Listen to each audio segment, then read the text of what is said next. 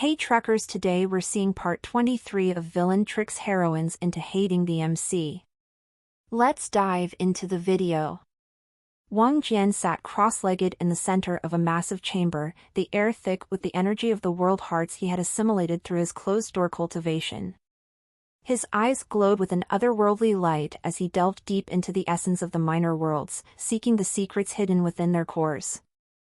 As he immersed himself in the energy, a realization dawned upon him like a divine revelation. The connection between his cultivation and the world hearts was not a one-way street. He could expedite the assimilation process by channeling the profound energy into a more intimate exchange.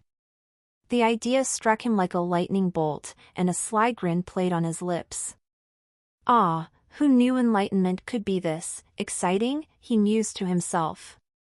Each concubine possessed unique elemental abilities, and Wang Jian understood that their connection went beyond mere physical pleasure. It was a fusion of energies, a dance of elements that could potentially unlock greater power within him. With newfound determination, Wang Jian summoned Kong Huiyan, his first concubine, into the chamber. The atmosphere shifted as she entered, her flame-based powers flickering like a mesmerizing dance. Wang Jian stood to greet her, his eyes locking onto hers. "Wondering why I summoned you, my fiery enchantress?" he teased. Kong Huiyan shot him a sultry look. "I hope it's for something hotter than a cup of tea." "You bet it is," Wang Jian replied, his voice dripping with anticipation. "Tonight, we're turning up the heat in more ways than one." Kong Huiyan's eyes widened in understanding, and a flame of desire kindled within them. Wang Jian reached out, cupping her face with one hand, and their lips met in a fiery kiss. The chamber seemed to resonate with the merging of their energies as they embarked on a journey that transcended the physical realm. The night unfolded in a symphony of passion and power, the flames of Kong Huiyan's abilities intertwining with the energy Wang Jian had absorbed. In the afterglow, they lay entwined, their connection strengthened on a profound level. The following evenings brought a whirlwind of elemental rendezvous. Bishi Shuyan, the third concubine with her seven-tailed silver fox form, stepped into the mix with wind elemental abilities. Wang Jian couldn't resist a wind-related quip. "Hope you're not planning to blow me away," he chuckled. Her laughter echoed in the chamber as their night turned into a breezy spectacle of passion. Meng Xiangyi, the fifth concubine with earth elemental abilities, got her turn next. Wang Jian, feeling playful, remarked, "Let's make tonight rock, shall we?" Check new CHDers at novilbin.com. Their night unfolded in a grounded dance of earthly delights, leaving them both in a state of bliss. Xiao Ling, the sixth concubine, brought her ice elemental sword spirit to the chamber. Their lovemaking was a delicate ballet of blades and frost, each movement a testament to the harmony they achieved between their respective powers. Yu Yanling, the seventh concubine, manifested her great wood elemental talent, intertwining vines and leaves with Wang Jian's energy. Their night was a celebration of nature's embrace, the very essence of life blooming in the wake of their connection. Yiren, the eighth concubine, brought her wind elemental talent to the fore, creating a tempest of passion that left the chamber charged with energy. Wang Jian felt the currents of her power merging seamlessly with his own. Hua Qiao, the ninth concubine, wielded ice elemental abilities combined with sword talent. Their night was a mesmerizing display of blades and frost, a dance of lethal beauty that mirrored the intricate connection they shared. Lady Zhuoran, with her seven-tailed silver fox form, entered the chamber, her water elemental abilities blending with Wang Jian's like a gentle tide meeting the shore. Their night was a fluid, sensual exploration of each other's depths. Victoria, with wind elemental abilities and the golden rock bloodline spirit, brought an electrifying energy to their union. Their night was a storm of passion and power, a union that left them both exhilarated and invigorated.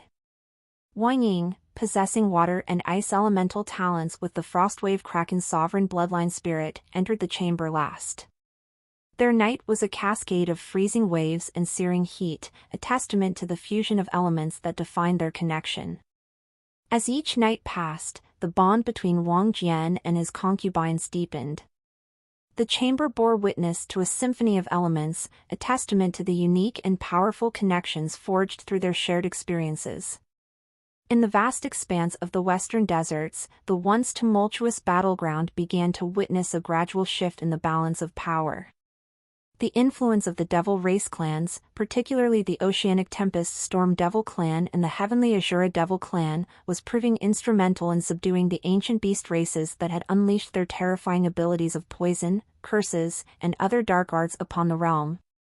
Under the unified banner of Jiang Chen's faction, an alliance forged among the Dwarven race, the Giant race, and the Devil race, the combined might of these forces started to sweep through the western deserts.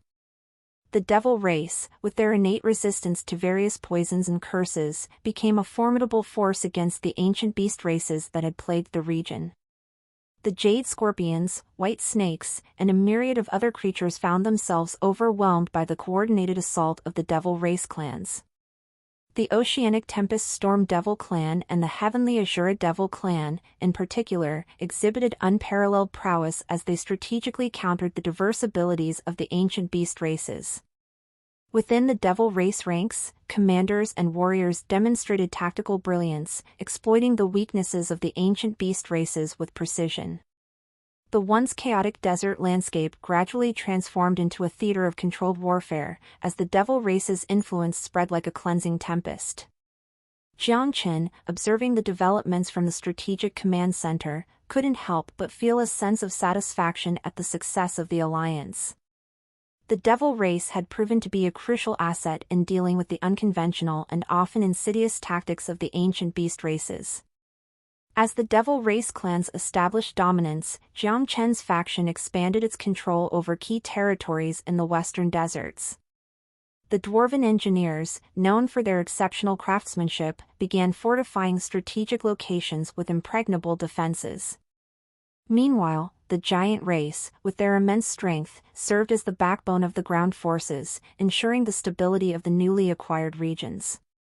In the midst of this calming chaos, emissaries from the Devil race clans approached Jiang Chen with reports of successful campaigns against the ancient beast races. Lord Jiang Chen, a high-ranking Devil commander, bowed respectfully. "Our forces have eradicated the remnants of the venomous jade scorpions and neutralized the curse-inflicting white snakes. We are now dealing with the other beast races, but they are minor threats to us. The western deserts are now under our control, and the influence of the Devil race has brought stability to the region." Jiang Chen nodded in acknowledgement. "Your efforts are commendable. The unity among our factions has proven to be a powerful force against the emerging threats. However, we must remain vigilant. The ancient beast races may have suffered setbacks, but new challenges may arise. We need to secure our gains and prepare for any unforeseen developments." The Devil commander agreed. "Yes, sir." As the Devil race clans continued to assert control, the once turbulent western deserts gradually transformed into a region of stability. The alliance formed by Jiang Chen had not only overcome the threats posed by the ancient beast races but had also laid the foundation for a harmonious coexistence among the diverse races under their banner. In the heart of the central region, as the western deserts experienced a newfound calm, a storm of transformation brewed. The awakening of the Prince of the Draconic clan marked a pivotal moment, a resurgence of power that sent ripples across the land. His recent battle against the high-level immortal realm experts of the Heavenly Court had elevated his abilities to unprecedented heights. With the prince now fully awakened, the Draconic clan wasted no time in asserting their dominance. Their first order of business was to seek out and conquer any remaining ancient beast races within the central region. Squads of the Heavenly Court's experts tried to thwart their advance, but the Draconic clan, fueled by the prince's newfound strength, emerged victorious in each encounter. As news of the Draconic clan's resurgence spread, ancient beast races from various regions, defeated and seeking refuge, converged on the grotto of the Draconic clan in the central region. Each beast race acknowledged the prince's might and believed that aligning with the Draconic clan was their best chance to reach the pinnacle of power in the world. The grotto became a gathering place for the defeated and the hopeful, as representatives of various ancient beast races shared information about their respective regions. Dialogues filled the air as the Draconic clan members listened attentively to the tales of defeat and victory. For the northern states, squawked a bird-like creature, a representative of the defeated ancient beast races. It was the Verzen Empire and the elven race that brought us down. A deep rumble echoed as a Draconic clan elder responded, Verzen Empire and the elves, noted. We shall remember this. Another messenger, battered and bruised, recounted the struggles of the western deserts. Giant race, dwarven race, and the devil race joined forces against us. Their combined might was overwhelming. The prince nodded, strength in unity. We shall prepare accordingly. A representative from the southern region spoke next. One human empire boasted warriors of incredible power.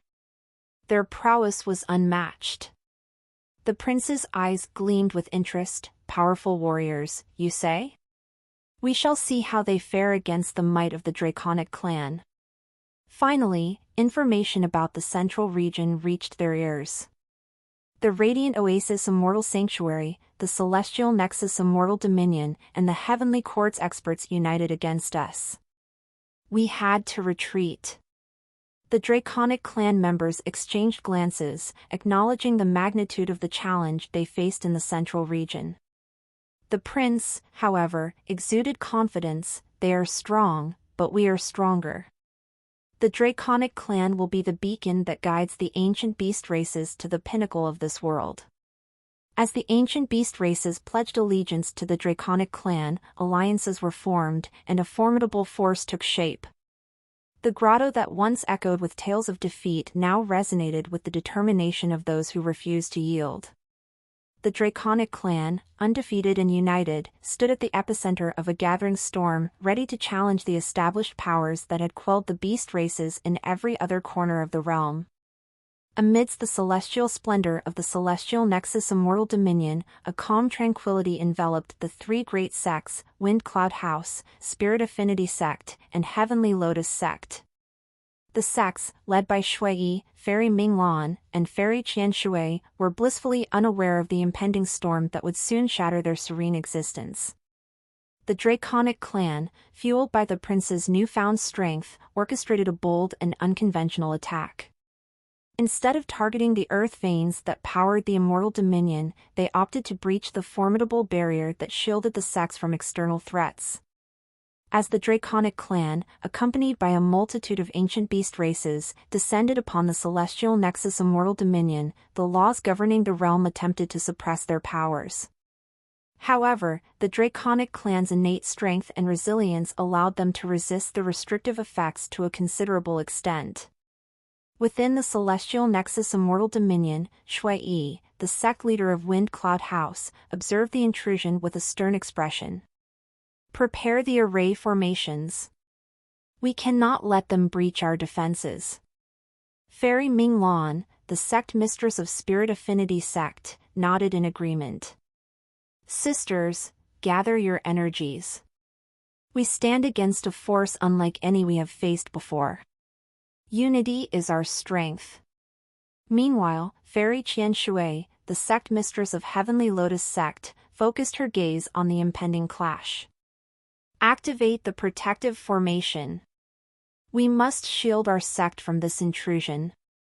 The three sects, despite the imminent threat, coordinated seamlessly.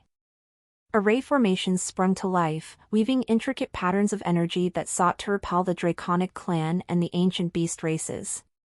Yet, the Draconic clan, with their resilience and physical prowess, pushed forward, undeterred by the suppressing effects of the Immortal Dominion's laws. Shui, his eyes ablaze with determination, infused his Wind Cloud House disciples with the power of wind and speed. Whirlwind formation. Let the tempest of our sect's power repel these intruders. Fairy Minglan, with a graceful wave of her hand, conjured ethereal illusions that danced around the Spirit Affinity Sect disciples. Illusionary veil. Confuse their senses and strike when they least expect it. Fairy Qian Shui, the embodiment of serene authority, channeled the essence of the lotus into a protective barrier. Lotus shield formation. Guard our sanctuary from the forces that seek to disrupt our harmony. The Draconic clan, however, proved relentless. The prince, leading the charge, confronted the array formations with sheer brute force. His draconic aura clashed with the wind, shattered illusions, and tested the resilience of the Lotus Shield. In response, the Celestial Nexus Immortal Dominion's three sects unleashed their most potent artifacts. Shui wielded the Gale Blade, a weapon infused with the power of the Tempest, slashing through the Draconic clan forces with unparalleled speed. Fairy Minglan brandished the Mirage Staff, an artifact that manipulated illusions to confound and mislead their enemies. The Draconic clan found themselves entangled in a maze of deceptive images. Fairy Qian Shui's Lotus Blossom Fan, a symbol of purity and defense, emanated a soothing energy that countered the Draconic onslaught. The lotus petals danced gracefully, deflecting attacks and maintaining the integrity of the Lotus Shield formation. Amidst the chaos, the three sects initiated a desperate move. Each sect activated an extremely powerful formation, a celestial enchantment, that consumed vast amounts of immortal energy to create an impervious barrier around their respective domains. Shui, his voice resonating with authority, commanded, Celestial Cyclone Enchantment. Let the winds of our sect become an impenetrable fortress. Fairy Minglan, her staff radiating illusions, chanted, Celestial Mirage Enchantment. Bind them within the illusions, let reality blur before their eyes. Fairy Qian Shui, wielding the Lotus Blossom Fan, declared, Celestial Harmony Enchantment. Let the essence of the lotus shield us from the storm. The Draconic clan, faced with these powerful enchantments, struggled to breach the barriers. The prince, however, smiled with a glint of determination. We will not be denied. The Draconic clan shall conquer. The clash between the Celestial Nexus Immortal Dominion's three sects and the relentless Draconic clan unfolded in a symphony of energy, artifacts, and determined spirits. The fate of the central region hung in the balance as the ancient powers clashed in a battle that would shape the destiny of the realm.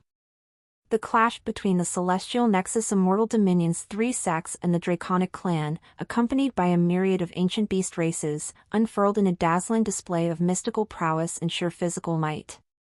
Within the Celestial Nexus Immortal Dominion, Shui, the sect leader of Wind Cloud House, gracefully maneuvered through the chaotic battleground.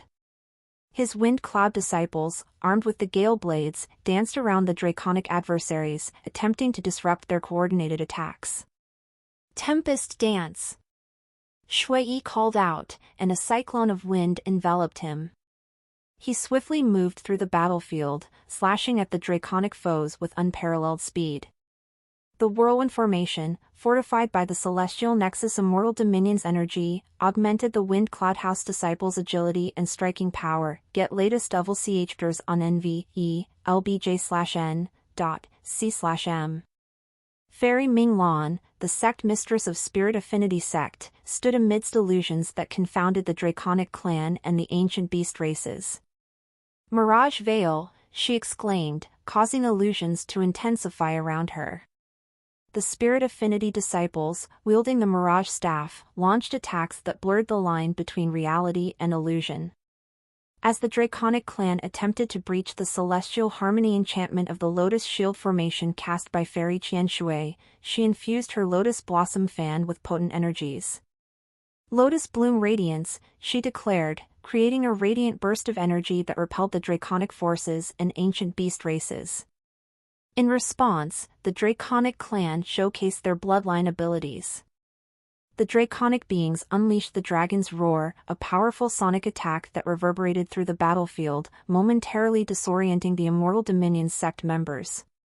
Dragon Scale Defense, roared a Draconic clan warrior, as shimmering scales manifested on his skin, deflecting the attacks of the Spirit Affinity disciples. Another draconic adversary channeled the flame of the dragon's breath, creating searing torrents that forced the Wind Cloud disciples to retreat momentarily. Within the Celestial Nexus Immortal Dominion, the sect members reaped the benefits of their sacred realm. The energy from the Celestial Nexus Immortal Dominion continuously replenished their strength, allowing them to withstand the relentless assault of the Draconic clan and the ancient beast races. As the battle raged on, Fairy Minglan initiated an alchemic technique, tossing illusionary resonance pellets into the air. The pellets emitted a mesmerizing glow, amplifying the illusions and disorienting the Draconic clan forces. "Fog of mirage," she declared, as a thick mist of illusion engulfed the battlefield. Shui Yi, seeing an opportunity, executed the Wind Blade Whirlwind technique. A tornado of razor-sharp wind blades erupted, slashing through the draconic adversaries and disrupting their formations. Fairy Qian Shui, with a graceful sweep of her lotus blossom fan, unleashed the essence-draining bloom technique. The lotus petals absorbed the life force of the ancient beast races, weakening their attacks and sapping their vitality. The prince of the Draconic clan, undeterred, unleashed the Draconic Roar, a devastating technique that sent shockwaves through the battlefield. "Break their formations," he commanded, his bloodline ability amplifying the roar's impact. The Celestial Nexus Immortal Dominion sects, facing the resilience of the Draconic clan, remained undaunted. Shui Yi, his eyes gleaming with determination, initiated the Celestial Gale Tempest, a fusion of wind and celestial energies that swept through the battlefield, dispersing illusions and dislodging the Draconic clan warriors. Fairy Minglan, surrounded by the illusionary resonance, enhanced the illusions to a heightened level. "Astral Mirage Cascade," she proclaimed, creating illusory copies of her disciples that overwhelmed the Draconic clan, disrupting their coordination. Fairy Qian Shui, with the Lotus Blossom Fan, activated the Celestial Bloom Sanctuary. The lotus petals glowed with celestial radiance, creating a protective shield that absorbed and nullified the flame of the dragon's breath. The battle continued to unfold in a spectacular display of magical prowess and physical might. Each attack and counterattack was met with resilience and strategic brilliance. Defeating even a single dragon proved to be a daunting task for the Celestial Nexus Immortal Dominion sects, but they persisted, fueled by the unyielding energy of their sacred realm. As the Celestial Nexus Immortal Dominion's members continued to draw strength from their realm, the tide of battle slowly shifted in their favor. The Draconic clan, despite their formidable might, faced an unyielding force that refused to bow to their dominance. In the midst of the celestial chaos, the Celestial Nexus Immortal Dominion's three sects and the Draconic clan clashed with unwavering determination, their destinies intertwined in the heart of the Celestial Nexus Immortal Dominion. As the celestial clash between the Celestial Nexus Immortal Dominion's three sects and the Draconic clan intensified, it didn't take long before the prince of the Draconic clan unleashed his true prowess. With a resounding roar, he manifested his draconic aura, a formidable force that directly combated against the power of the Celestial Nexus Immortal Dominion. The Celestial Nexus Immortal Dominion spirit strained to match the aura of the prince, but it became evident that this was a contest it could only endure rather than dominate. As the draconic aura clashed with the celestial energies of the Immortal Dominion, the spirit, despite its best efforts, could only create a precarious equilibrium. The immense power struggle forced the spirit to divert its attention to combat the draconic aura, leaving the members of the three sects vulnerable. The moment the Celestial Nexus Immortal Dominion spirit focused on the draconic aura, it ceased providing its empowering blessings to the members of the Wind Cloud House, Spirit Affinity Sect, and Heavenly Lotus Sect. A sudden withdrawal of the Celestial Nexus Immortal Dominion's energy left the sect members feeling a profound loss as their strength rapidly waned. Sensing the abrupt departure of the Immortal Dominion's energy, Shui Yi, Fairy Minglan, and Fairy Qian Shui exchanged glances of concern. The once invigorating celestial energy that fueled their attacks and bolstered their defenses now dissipated, leaving them exposed to the Draconic clan and the ancient beast races who had reached the pinnacle of their strength. Realizing the precarious situation, the three leaders swiftly issued orders for a tactical retreat. Fall back to the protective arrays. Shui commanded, his voice resonating with urgency. Discover W stories on no/e/lbin.com. Fairy Minglan, with determination in her eyes, shouted to her disciples, activate the teleportation arrays. We must regroup. Fairy Qian Shui, maintaining her composure, directed her sect members, initiate the retreat plan. Teleport to safety. As the three sects executed their secret retreat plans, the battlefield transformed into a chaotic whirlwind of motion. The Spirit Affinity sect disciples vanished in flashes of light as they teleported to the Verzen Empire in the northern region, seeking refuge in a distant sanctuary. Simultaneously, the Heavenly Lotus sect members initiated their teleportation arrays, disappearing from the battlefield.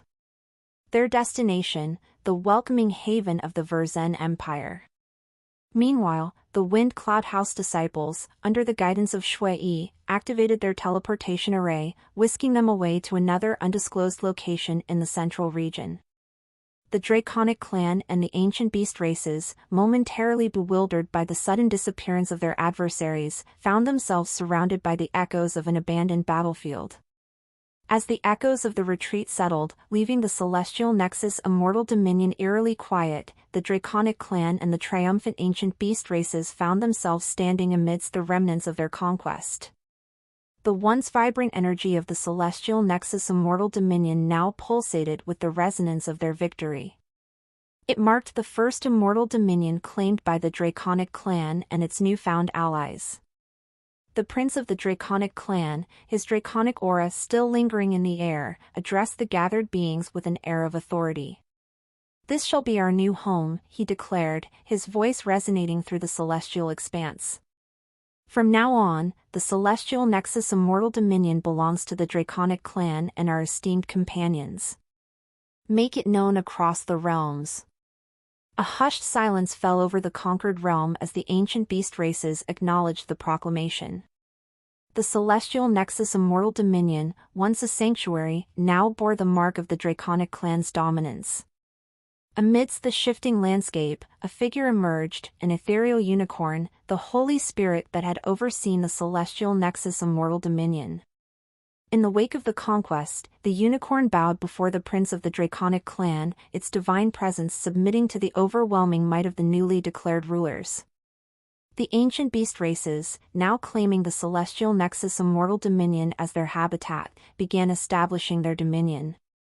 The once pure energies of the celestial nexus now resonated with the primal forces of the Draconic clan and the accompanying beasts. However, the ambitions of the ancient beast races were far from sated. The celestial nexus immortal dominion served as a stepping stone to their grander designs. With their forces rallied and victory tasted, they set their sights on the next immortal dominion in their path, the illustrious Radiant Oasis Immortal Sanctuary. The Radiant Oasis Immortal Sanctuary, home to the Luminous Sun Sect, Celestial Moon Sect, and the Eclipse Star Sect, now stood as the next target of the conquering ancient beast races. The Draconic clan, fueled by their recent triumph, led the charge towards the next realm to expand their dominion. The news of the celestial nexus immortal dominion's fall reverberated across the realms, sending ripples of unease among the immortal dominions.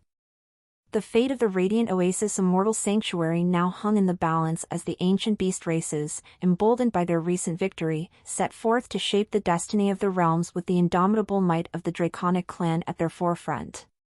Actually, the fact that the Draconic clan had begun to start conquering the immortal dominions within the central region had sent alarms ringing within the heavenly court.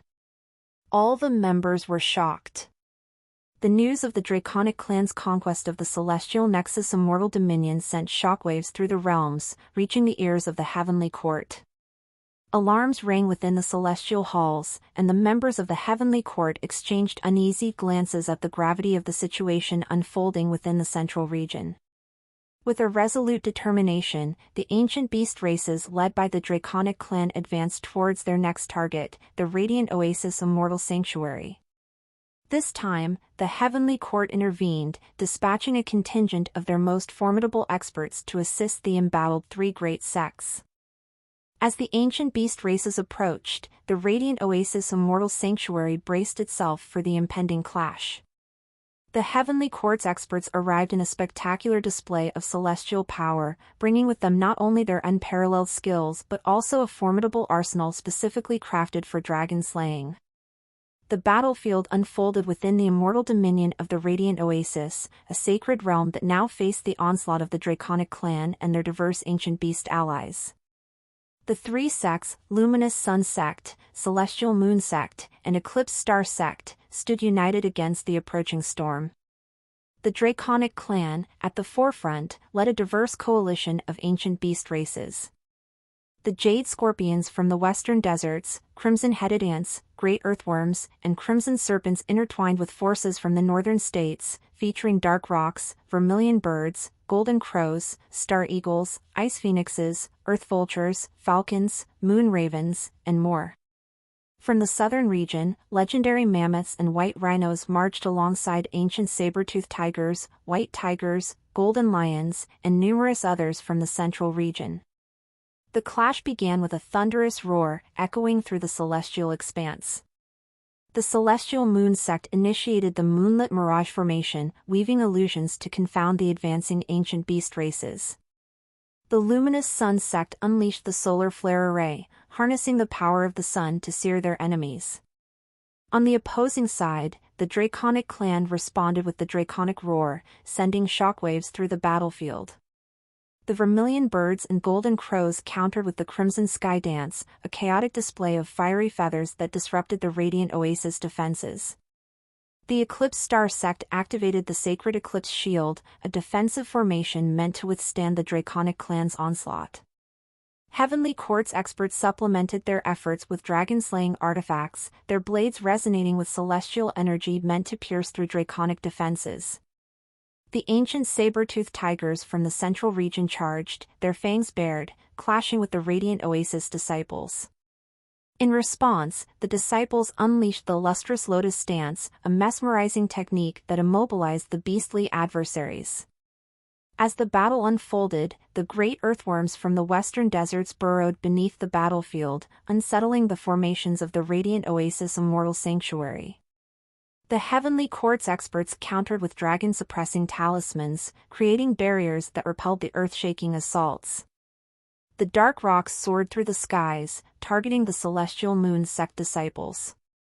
The disciples, however, activated the Lunar Veil, an ethereal defense that deflected the razor-sharp talons of the dark rocks. Amidst the chaos, the mammoths from the southern region unleashed seismic stomps, creating shockwaves that disrupted the celestial eclipse shield. The Eclipse Star Sect responded with the Astral Cascade, a cascade of starlight that nullified the mammoths' earth-shaking attacks. The battle continued to escalate in a mesmerizing display of power, as each sect and ancient beast race unleashed their unique abilities and formations. The vermilion birds and golden crows executed the Crimson Sky Dance, the ice phoenixes unleashed the frostbite gale, and the great earthworms burrowed and surfaced with relentless determination. The Heavenly Court's experts, wielding dragon-slaying artifacts, engaged the prince of the Draconic clan in a fierce confrontation. The prince countered with the Draconic Ascendance, a surge of draconic power that challenged the celestial might of the Heavenly Court. In the heart of the tumultuous battle, the celestial clash between the Radiant Oasis Immortal Sanctuary and the ancient beast races led by the Draconic clan intensified. The Immortal Dominion, once a serene sanctuary, now bore witness to the ferocity of the cosmic struggle. "Stand firm! We shall not yield to these ancient beasts," declared the sect leader of Luminous Sun, his voice resonating across the battlefield. The disciples, adorned in luminous robes, formed a defensive formation known as the Solar Ward, a barrier infused with the power of the sun. Meanwhile, the Celestial Moon Sect disciples chanted incantations, activating the moonlit mirage formation. Illusions danced across the battlefield, bewildering the Crimson Serpents and Jade Scorpions as they struggled to discern reality from illusion. As the Earth Vultures and Falcons descended upon the Eclipse Star Sect, the disciples retaliated with the Nebula Nova, a burst of astral energy that repelled the winged assailants. "Hold the line! "Our destiny is not to be swayed by these creatures," exclaimed the sect mistress of Eclipse Star. The Heavenly Court's experts, bearing dragon-slaying artifacts, focused their efforts on countering the draconic might of the prince. "Heed the call of the heavens! Dragon's Bane strike," shouted one of the experts, unleashing a powerful strike infused with celestial energy. The dark rocks, circling above, dove toward the celestial moon sect disciples. "Lunar Veil," commanded the moon sect mistress, creating a shimmering barrier that deflected the razor-sharp talons of the dark rocks. "We must use the moonlight chi to strengthen our attacks." A squadron of ice phoenixes, with wings of frost, unleashed the frostbite gale upon the luminous sun sect. The disciples, however, invoked the solar radiance cascade, a counterattack that dispersed the icy winds and bathed the battlefield in radiant warmth. In the midst of the chaos, the draconic clan's forces exhibited relentless determination. The mammoths, towering over the battlefield, collided with the disciples of the celestial moon sect. "Astral Cascade," cried the Eclipse Star sect mistress, summoning a cascade of starlight to neutralize the mammoth's seismic stomps. The great earthworms from the western deserts burrowed beneath the battlefield, destabilizing the radiant oasis formations. In response, the Heavenly Court's experts deployed dragon-suppressing talismans, creating shimmering barriers that quelled the earth-shaking disturbances. From the central region, the ancient saber-toothed tigers, white tigers, and golden lions engaged in a fierce confrontation with the disciples of the radiant oasis. "Lustrous lotus dance," exclaimed the disciples, weaving a mesmerizing dance that immobilized the savage adversaries. Amidst the melee, the prince of the draconic clan confronted the Heavenly Court's experts.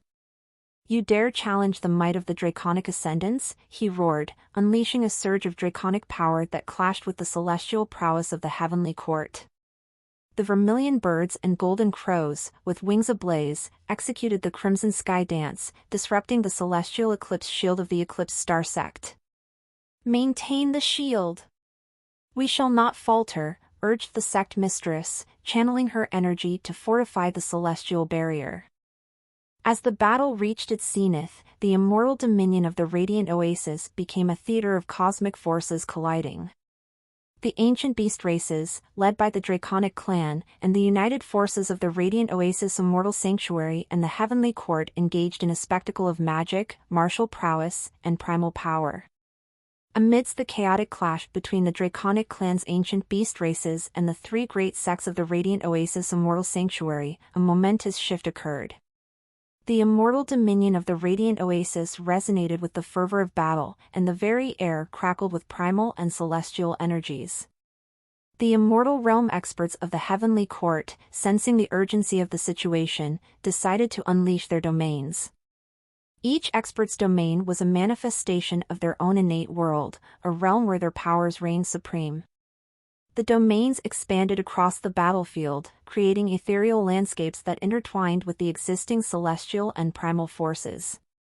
The Heavenly Court's immortal realm experts, bolstered by the assistance of the Radiant Oasis Immortal Sanctuary's spirit, experienced a surge in their domain's power. The celestial and spiritual enhancements greatly amplified the influence of their domains, and the ancient beast races, including members of the Draconic clan, found themselves affected by the intensified energies. As the domains unfolded, a mighty immortal realm expert of the Heavenly Court declared, "Celestial Harmony Domain." A serene landscape emerged, infused with celestial radiance, affecting the Draconic clan's forces. The harmony disrupted their coordinated attacks, creating openings for the Radiant Oasis disciples. The second immortal realm expert unleashed the Primal Tempest domain, summoning raging winds and primal forces. The domain clashed with the draconic powers, creating a tempest that buffeted the ancient beast races, momentarily throwing them into disarray. Meanwhile, the third immortal realm expert proclaimed, "Divine Radiance Domain." An otherworldly radiance enveloped the battlefield, blinding the senses of the ancient beast races. The Draconic clan, momentarily disoriented, faced the combined might of the Radiant Oasis Immortal Sanctuary. Taking advantage of the distraction caused by the Heavenly Court's Immortal Realm experts, the sect leaders and sect mistresses of the Radiant Oasis Immortal Sanctuary seized the opportunity to launch an all-out assault. The sect leader of Luminous Sun Sect, with radiant fervor, initiated the solar flare burst, unleashing a cascading torrent of solar energy that seared through the Draconic clan's forces. Simultaneously, the Celestial Moon Sect Mistress invoked the Lunar Cascade, weaving moonlight into a mesmerizing cascade that entranced the Crimson Serpents and Jade Scorpions. The Eclipse Star Sect Mistress, empowered by the celestial enhancements, conjured the Astral Convergence, a convergence of astral forces that nullified the ancient beast race's advances. However, the three sects of the Radiant Oasis Immortal Sanctuary, consisting of members at the Saint Realm, faced their own challenges. The Dark Rocks, Ice Phoenixes, Mammoths, and Great Earthworms resiliently pressed on, their formidable might proving challenging for the Saint Realm disciples. The battleground became a kaleidoscope of celestial domains, primal tempests, and elemental attacks. The clash between the Draconic clan's ancient beast races and the united forces of the Radiant Oasis Immortal Sanctuary and the Heavenly Court's Immortal Realm experts intensified, creating a spectacle that would be etched into the annals of the realm's history. As the celestial clash unfolded, the very fabric of the battlefield trembled with the arrival of a new force. Emerging on the crest of a massive tsunami, Wang Hao, leading his formidable faction, made a grand entrance onto the tumultuous battlefield. The roiling waves surged beneath his feet as he guided his followers, a diverse coalition that united the human factions from the eastern seas with the formidable sea monster race. The sea monster race, comprised of aquatic ancient beast races released from the minor world, added a new dimension to the unfolding conflict. Ferocious creatures such as the megalodon, the white whale, the blue whale, the black tortoise, and countless others surged alongside the human factions from the eastern seas, creating a formidable alliance that now stood against the Draconic clan and their ancient beast race allies. Wang Hao, atop the cascading tsunami, surveyed the battlefield with a steely gaze. Today, we stand united against the ancient marauders. For the eastern seas and for our allies, he declared, rallying his forces for the impending clash. The three sects of the Radiant Oasis Immortal Sanctuary, the Heavenly Court's Immortal Realm experts, and now Wang Hao's faction had formed an alliance against the Draconic clan. The once chaotic battlefield began to shift as the three factions coordinated their efforts. The sea monster race, with their aquatic prowess, engaged the Crimson Serpents, Jade Scorpions, and other Draconic clan-affiliated ancient beast races. Massive waves clashed with draconic roars, creating a mesmerizing spectacle that marked the collision of two elemental forces. Wang Hao, displaying his tactical acumen, directed his faction to provide support to the Radiant Oasis Immortal Sanctuary and the Heavenly Court. Focus your efforts on the flank. We need to break their formation, he shouted, his voice carrying over the tumultuous battlefield. The megalodon, a colossal sea beast, lunged at the crimson-headed ants, disrupting their advance. The white whale, with immense water manipulation abilities, created torrents that clashed against the ice phoenixes, creating steamy clouds that obscured the battlefield. On the other side, the black tortoise unleashed a protective barrier that shielded the Heavenly Court's experts from draconic attacks. Hold the line. We've got reinforcements, exclaimed one of the Heavenly Court's Immortal Realm experts, emboldened by the arrival of Wang Hao's faction. The Celestial Moon Sect Mistress, witnessing the arrival of the sea monster race, exclaimed, "The tides have turned in our favor." The sea monster race, with their aquatic agility and primal strength, provided a much-needed advantage against the Draconic clan's forces. As the battle unfolded, the clash of elements, water, fire, earth, and celestial energies, painted a vivid tapestry on the celestial canvas. The realms bore witness to the alliance formed against the Draconic clan, marking a pivotal moment in the ongoing struggle for supremacy. The Heavenly Court's domains, the formidable techniques of the three sects, and now the sea monster race's aquatic might converged in a symphony of chaos and determination. The once divided forces now fought as one, pushing back against the Draconic clan and their ancient beast race allies. Wang Hao, atop the cresting waves, observed the ebb and flow of the battle with a discerning eye. Push forward! Break their ranks, he commanded, orchestrating the sea monster race and the human factions from the eastern seas to target the weakest points in the Draconic clan's formations. The Black Tortoise, surrounded by a shimmering barrier, continued to shield the Heavenly Court's experts from Draconic assaults. Their defenses are crumbling. We must press on, shouted one of the Heavenly Court's Immortal Realm experts, channeling celestial energies to counter the Draconic aura that lingered in the air. On another flank, the Megalodon, a colossal sea beast, clashed with the crimson-headed ants, their formidable pincers snapping in a fierce struggle for dominance. Hold fast! The crimson-headed ants are weakening, called out a disciple from the Celestial Moon sect, seizing the opportunity to launch a counteroffensive. The Celestial Harmony Domain, one of the Heavenly Court's powerful domains, resonated across the battlefield. Feel the harmonies of the heavens, exclaimed the Immortal Realm expert, creating a momentary pause in the Draconic clan's advance. The Celestial Moon sect mistress seized the opportunity, invoking the lunar cascade to ensnare the Jade Scorpions in a cascade of moonlit illusions. Meanwhile, the white whale unleashed torrents of water that clashed against the ice phoenixes, creating a swirling maelstrom that obscured their vision. Their aerial advantage is compromised. Now's our chance, declared Wang Hao, directing his faction to focus their attacks on the disoriented ice phoenixes. In the heart of the battle, the prince of the Draconic clan, sensing the shifting tides, roared with Draconic fervor. They dare challenge the might of the ascendant Draconic clan. Unleash the Draconic fury, he commanded, infusing the battlefield with an overwhelming surge of Draconic power. The Draconic Fury, a cataclysmic display of raw Draconic might, pushed back against the Alliance. The vermilion birds and golden crows, their wings ablaze, executed the Crimson Sky Dance, countering the advances of the Celestial Moon sect disciples. The Draconic clan is formidable. We must endure, urged the sect leader of Luminous Sun, his disciples invoking the Solar Radiance Cascade to dispel the Draconic shadows that loomed over them. As the clash reached its zenith, the realms witnessed a spectacle of elemental forces colliding.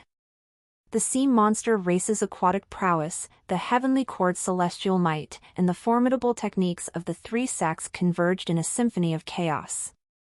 The battlefield, now a maelstrom of competing energies, marked a critical juncture in the ongoing struggle for supremacy.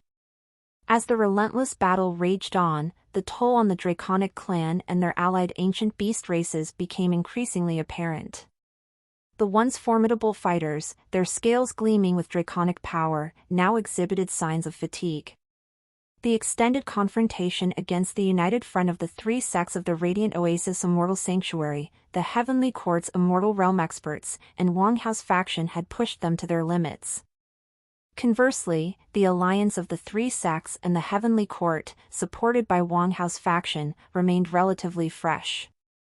The Radiant Oasis Immortal Sanctuary's spirit, a wellspring of profound energy, continued to empower them, enhancing their abilities while simultaneously suppressing the Draconic clan's attacks.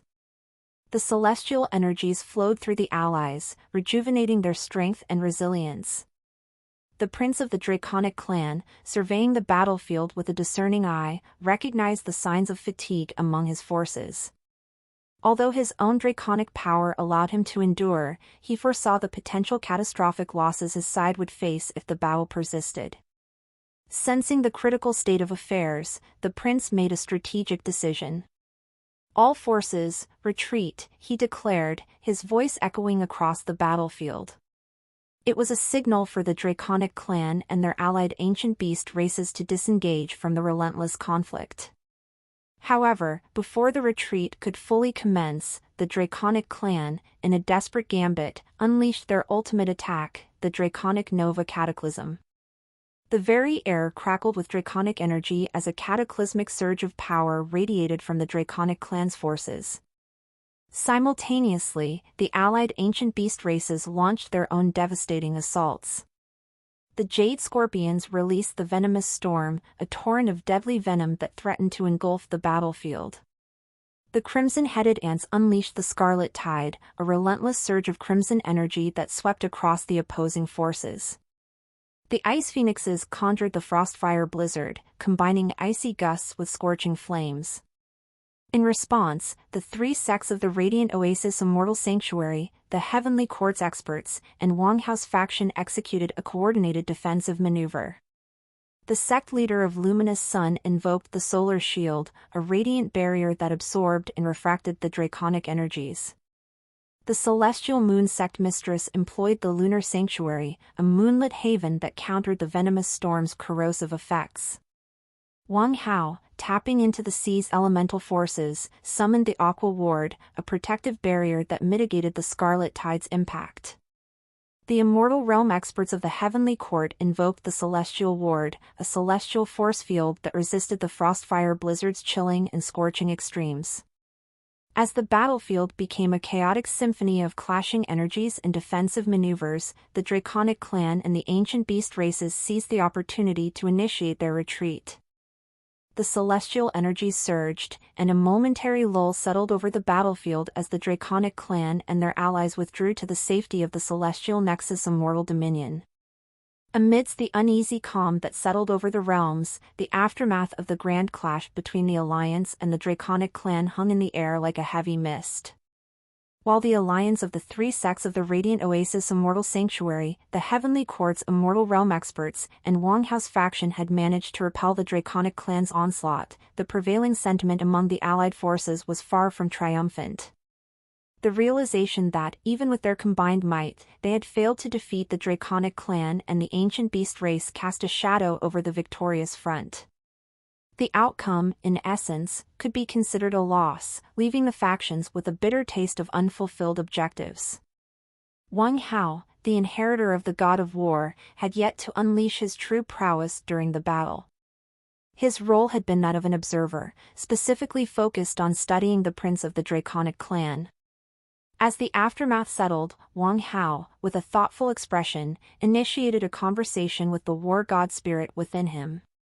Well, that didn't go as expected, Wang Hao mused, his thoughts resonating with the war god spirit. The prince of the Draconic Clan is more formidable than I anticipated. The war god spirit, a repository of ancient wisdom and martial prowess, responded within Wang Hao's consciousness. Indeed. He is much more powerful and dangerous to us than I expected. His power is not just in raw strength but in the intricacies of draconic techniques and ancient bloodlines. We must tread carefully. Wang Hao nodded inwardly, acknowledging the wisdom of the war god spirit. You are right. As Wang Hao contemplated the wisdom imparted by the war god spirit, he cast a discerning gaze toward the fading remnants of the celestial clash. The dissatisfaction among the factions lingered, but an undercurrent of determination simmered beneath the surface. The realms had tasted the turbulence of battle, and the struggle for supremacy continued to unfold, shrouded in the uncertain aftermath of the recent conflict. In the aftermath of the retreat, the leaders of the Ancient Beast race gathered around the prince of the Draconic Clan, their expressions a mix of agitation and frustration.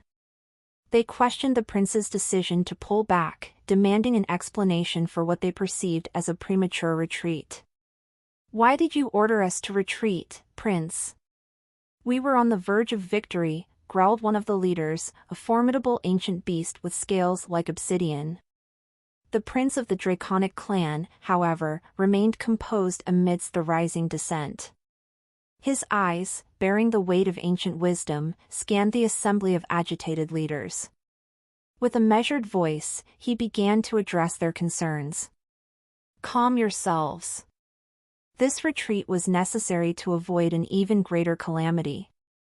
If we had persisted in the battle, exhausted and worn, the Heavenly Court would have activated teleportation arrays to summon reinforcements. Our weariness would have been our undoing, explained the prince, his gaze unwavering. The leaders exchanged uncertain glances, still discontent with the notion of withdrawal. Another leader, a massive creature with the features of a great earthworm, voiced the prevailing frustration. Reinforcements or not, we could have taken them down. Our might is unmatched. The prince's response held a somber truth. It is precisely that arrogance that led to our downfall in the ancient era. The human race, united and strategic, overcame us because we underestimated them. I will not repeat the mistakes of the past. Caution and strategic withdrawal are the keys to our survival. He continued, we must bide our time, strengthen our forces, and strike when the opportunity is ripe. Blindly charging forward will only lead to our demise. I intend to learn from history, not repeat its errors. The leaders, though still discontent, began to grasp the prince's strategic foresight. The echoes of their ancient defeat lingered, a reminder of the consequences of unchecked arrogance. The prince's calm demeanor and measured words instilled a sense of caution among the leaders, redirecting their anger into a contemplative silence. Amidst the lingering tension, an ice phoenix, its azure feathers glistening like frost, stepped forward with a question on its beak. What's our next move, Prince? We can't simply withdraw without a plan. The prince of the Draconic clan regarded the ice phoenix with a steady gaze, acknowledging the need for direction. Our next move is to find the elemental sparks, he declared, his voice carrying the weight of determination. Elemental sparks? Queried another leader, a massive creature with the countenance of an ancient saber-toothed tiger. The prince nodded. Yes, elemental sparks. These are ancient sources of elemental power scattered throughout the realms. We shall seek them out and harness their energies to strengthen our abilities. In doing so, we shall become more formidable than ever. The leaders exchanged glances, absorbing the prince's strategy. The notion of elemental sparks resonated with the essence of their elemental nature. The prospect of augmenting their powers invigorated the spirits of the ancient beast races. Where do we find these elemental sparks? Inquired a seven-tailed silver fox, its eyes gleaming with curiosity. The prince, with a slight smile, responded, they are scattered across the realms, hidden in places where the elemental forces converge. We shall embark on a quest to discover and claim them. In the meantime, we will strengthen our unity and prepare for the challenges that lie ahead. La test novls on, n.co. As the leaders of the ancient beast races absorbed the prince's plan, a sense of purpose began to permeate the air. The quest for elemental sparks would not only enhance their individual strengths but also fortify the collective might of the Draconic clan and their allies. The everlasting mystical empire in the southern region bore witness to the culmination of passionate nights as Wang Jian, the resolute leader, sought to share the boundless energy from the world hearts with his wives, concubines, and secret mistresses. Each night unfolded like a delicate symphony, a dance of profound connection and shared energy. Wang Jian's concubines and mistresses, now brimming with the immense power bestowed upon them, had reached a point where another night of such intensity could risk their bodies exploding with the surging energy. It was a delicate balance they needed to navigate, taking the time to assimilate the newfound strength within them. In the midst of this, Wang Jian, driven by an unwavering determination, decided to temporarily depart from the southern region and use the teleportation array to travel to the Verzen Empire in the northern region. The array's luminous glow enveloped Wang Jian, and in an instant, he found himself standing in the opulent halls of the Verzen Empire. His wives and companions welcomed him with anticipation, their eyes gleaming with affection and desire. Wang Jian's wives held prominent positions, each carrying a unique title and responsibility within the vast empire. Empress Su Xian, the embodiment of grace and authority, welcomed Wang Jian with a regal smile. Fen Shuiying, the second queen, exuded a quiet strength as she stood by his side, her loyalty evident in her gaze. Qin Yan, the third wife and third queen, approached with a playful glint in her eyes, embodying both wisdom and charm. Hong Meilin, the designated fourth queen, held an air of elegance, her presence accentuated by a quiet intensity. Stella, the butterfly spirit queen, radiated ethereal beauty and warmth as she extended her delicate wings in a gentle flutter. Jean Meixiang, bestowed with the title of the sixth queen, displayed a captivating blend of strength and femininity. Wang Jian's concubines, who held a special place in his affections, included Han Shifeng, the second concubine, and Su Yuding, the sixth concubine. The mistresses, each with her own tale woven into the fabric of Wang Jian's life, stood beside his wives and concubines. Luo Qiu, the first mistress and Wang Ying's mother, exuded a quiet dignity.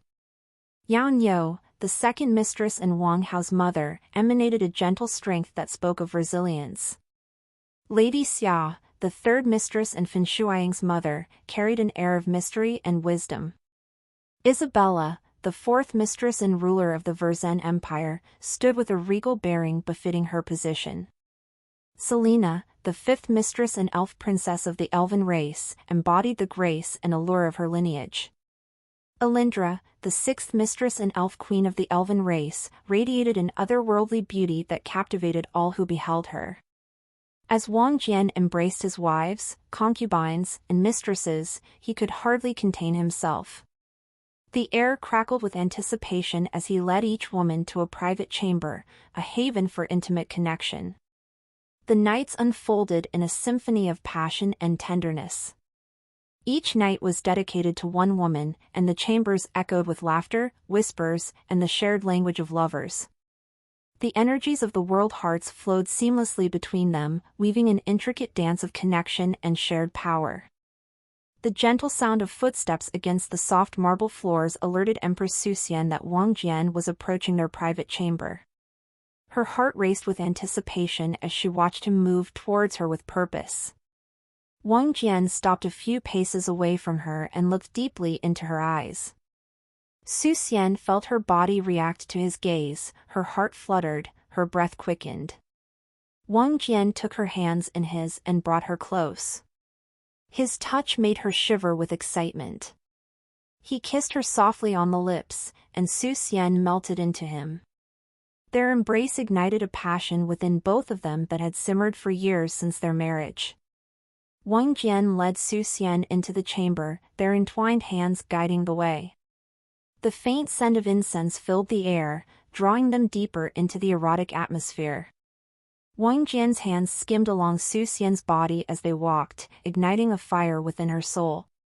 Once within the chamber, Wang Jian pulled Su Xian close and kissed her deeply. His hands gently explored her silken skin, awakening desires she had longed to express. Su Xian's hands ran through his hair, reveling in the feel of his strong body against hers. Their kisses became more heated, more urgent. Wang Jian undressed Su Xian slowly, reveling in the sight of her beautiful form. He caressed her breasts, his touch making her gasp with pleasure. Su Xian reciprocated by removing his robes, exposing his muscular form. Their passionate encounter continued for hours, the energies of the world hearts flowing seamlessly between them. Wang Jian's touches became more insistent, more demanding, as Su Xian's responses grew ever more eager. Their connection was deep and profound, a testament to the enduring bond they shared. Eventually, the night began to break and the morning light crept into the chamber. Wang Jian and Su Xian collapsed together, spent but satisfied. Their union had been a symphony of passion and tenderness, a fusion of rulers bound by love and responsibility. As the sun rose, they held each other close before finally going over to take a bath. Wang Jian entered the second chamber with Fan Shuaiying, his second wife. She was a beautiful woman, with a lithe dancer's body and a fierce intelligence. As he swept her into his arms, she laughed and pulled him close, her nails lightly scratching his back. "My lord, I have been waiting all day for this," she whispered, her dark eyes sparkling. He carried her to the bed, setting her down gently. As he began to remove her clothing, Fan Shuaiying's breath quickened. "Take your time, my love," she murmured, a hint of desperation in her voice. Wang Jian kissed her slowly, his hands roaming over her body. He teased her breasts, gently pinching her nipples. Fan Shuaiying moaned softly, arching into his touch. He moved down her body, kissing and nibbling his way south. Fen Shuiying's hips undulated, her breath becoming ragged. When he finally reached her core, Wang Jian began to tenderly lick and caress her. Fen Shuiying cried out in pleasure, her body quivering. Hours later, as dawn's first light filtered through the chamber, Wang Jian collapsed onto the bed beside Fen Shuiying. She lay curled up against him, her dark hair spilling across the pillow. "That was glorious, my lord," she whispered, kissing his chest. "I have never experienced such pleasure." Wang Jian stroked her cheek, his eyes warm with affection. "The pleasure was all mine," he replied. "I look forward to many more nights like this with you." Fen Shuiying nuzzled his chest, her heart full. "As do I," she murmured, falling asleep in his embrace. The third night was reserved for Wang Jian's third wife, Chen. As the couple settled into their chambers, a feeling of warmth and lightheartedness filled the room. Chen had always been playful and mischievous, and Wang Jian could not help but smile as he watched her disrobe. Once naked, they embraced and began exploring each other's bodies. Chen touch was gentle yet full of passion, her soft lips teasing Wang Jian's neck as her fingers traced sensual patterns across his skin. He responded by running his hands through her hair and down her spine, eliciting giggles and laughter from her. La test novels on n.velby/.co. Their lovemaking was filled with playful banter and lighthearted teasing, each touch and kiss filled with joy and shared pleasure. Wang Jian's hands roamed her body freely, stopping to gently caress her breasts and softly suckle on her nipples. Chen gasped and moaned with delight, arching her back to allow him deeper access. Their laughter continued as Wang Jian slid his hands lower, gently parting Chen folds and stroking her swollen clitoris. Her gasps and cries of delight filled the air as her body trembled with building pleasure. He responded by thrusting deeper, his cock swelling within her, as she wrapped her legs around him and pulled him closer. Their lovemaking went on for hours, a dance of laughter, touch, and desire that seemed to never end. When they finally collapsed in a heap of spent bodies, they lay wrapped in each other's arms, smiling at the shared joy and laughter that filled the room. As they drifted off to sleep, Chen whispered that she could not imagine a more perfect night of playful passion and love. Wang Jian agreed, his heart full of gratitude for this amazing woman who filled his life with so much happiness and joy. The chamber was richly appointed, the air filled with the scent of flowers and incense. Hong Meilin lay waiting for Wang Jian, her dark eyes full of desire. When he entered, she rose from the bed and embraced him, pressing her lips to his. His hands moved over her body, his touch possessive yet tender. She sighed as he stroked the curve of her back and cupped her breast through the silk of her robe. He pushed the garment down her shoulders and let it fall to the floor, revealing her perfect form. She smiled up at him as he took her in his arms, kissing her neck and shoulders, teasing her nipples until they stood proud. She turned away from him and he admired the play of moonlight on her back and buttocks as he removed the last of her clothing. His fingers traced the curves of her body, the flat of his palm pressed against her belly, then lowered to her throbbing sex. He dipped a finger into her folds and she gasped, her hips moving of their own accord against his touch. His lips trailed fire across her skin as he kissed her down to her feet. When he stood again, his arousal strained against his trousers and he pulled them roughly from his body, then roughly entered her from behind, thrusting deep and hard. She moaned and arched into him, her body shaking with the force of their passion. For hours they moved together, their lovemaking growing more intense with each passing moment. At last, as dawn broke over the city, he withdrew from her, spent and satisfied. The fifth night, Wang Jian entered a realm of ethereal beauty with Stella, the butterfly spirit queen and his fifth wife. Her long, silky hair cascaded down her back like a waterfall, and her eyes glowed with a luminescence that could only be described as celestial. As they embraced, Wang Jian's hands deftly began to move, caressing her voluptuous curves. His fingers traced the delicate lines of her face, and he savored the softness of her skin. Stella's hands matched his, slowly moving their fingers along each other's, tingling with that initial spark. Their lips melded in a timeless kiss, tongues meeting in an eruption of lust-fueled desire, teeth gently nipping, hands sliding away and returning in a hungry dance of touching, feeling. Their laughter echoed through the night as their bodies aligned and moved as one unit. Wang Jian felt his body humming with desire as he took in Stella's full, plump breasts, each one easily spanning the width of his palm. His rough hands reached for her garments, ripping away the fabric that hid her beauty from his hungry eyes. With gentle roughness, he grasped her hips and pulled her close. As their bodies melded together, Wang Jian's hands roamed freely over Stella's curves, cupping her breasts and kneading them roughly. He placed his throbbing cock between her massive mounds, feeling the warmth of her flesh envelop him. With a groan, he thrust forward, feeling the softness of her breasts massaging his shaft as he pumped into her. Stella moaned in pleasure as he thrust into her, the friction of their bodies sending waves of heat through them both.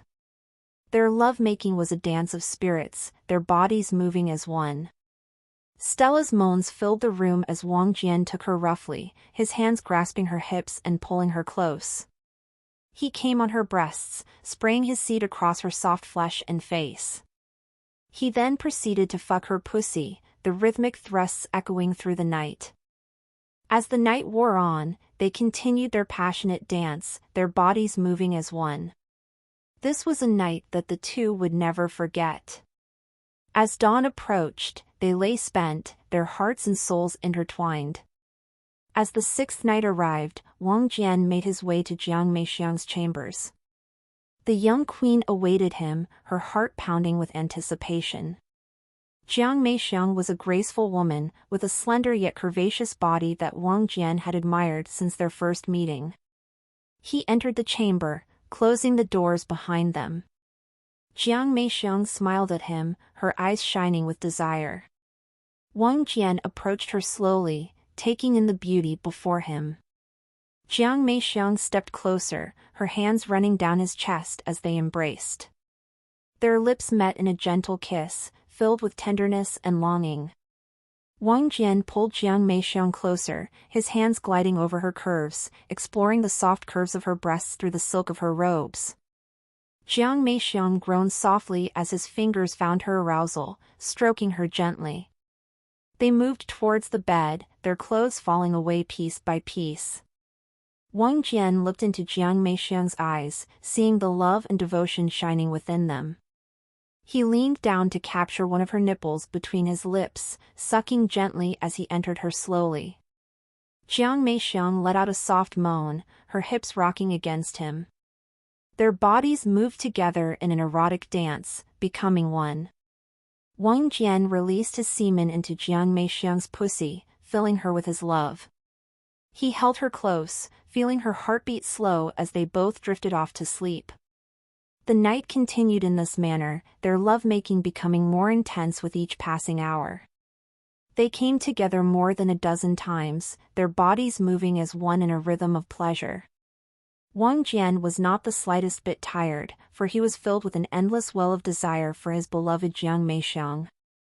As dawn broke, they collapsed onto the bed, spent and sated. Wang Jian held Jiang Meixiang close, his heart overflowing with gratitude for this woman who had given him so much. Jiang Meixiang wrapped her arms around Wang Jian, feeling grateful for having such an amazing lover.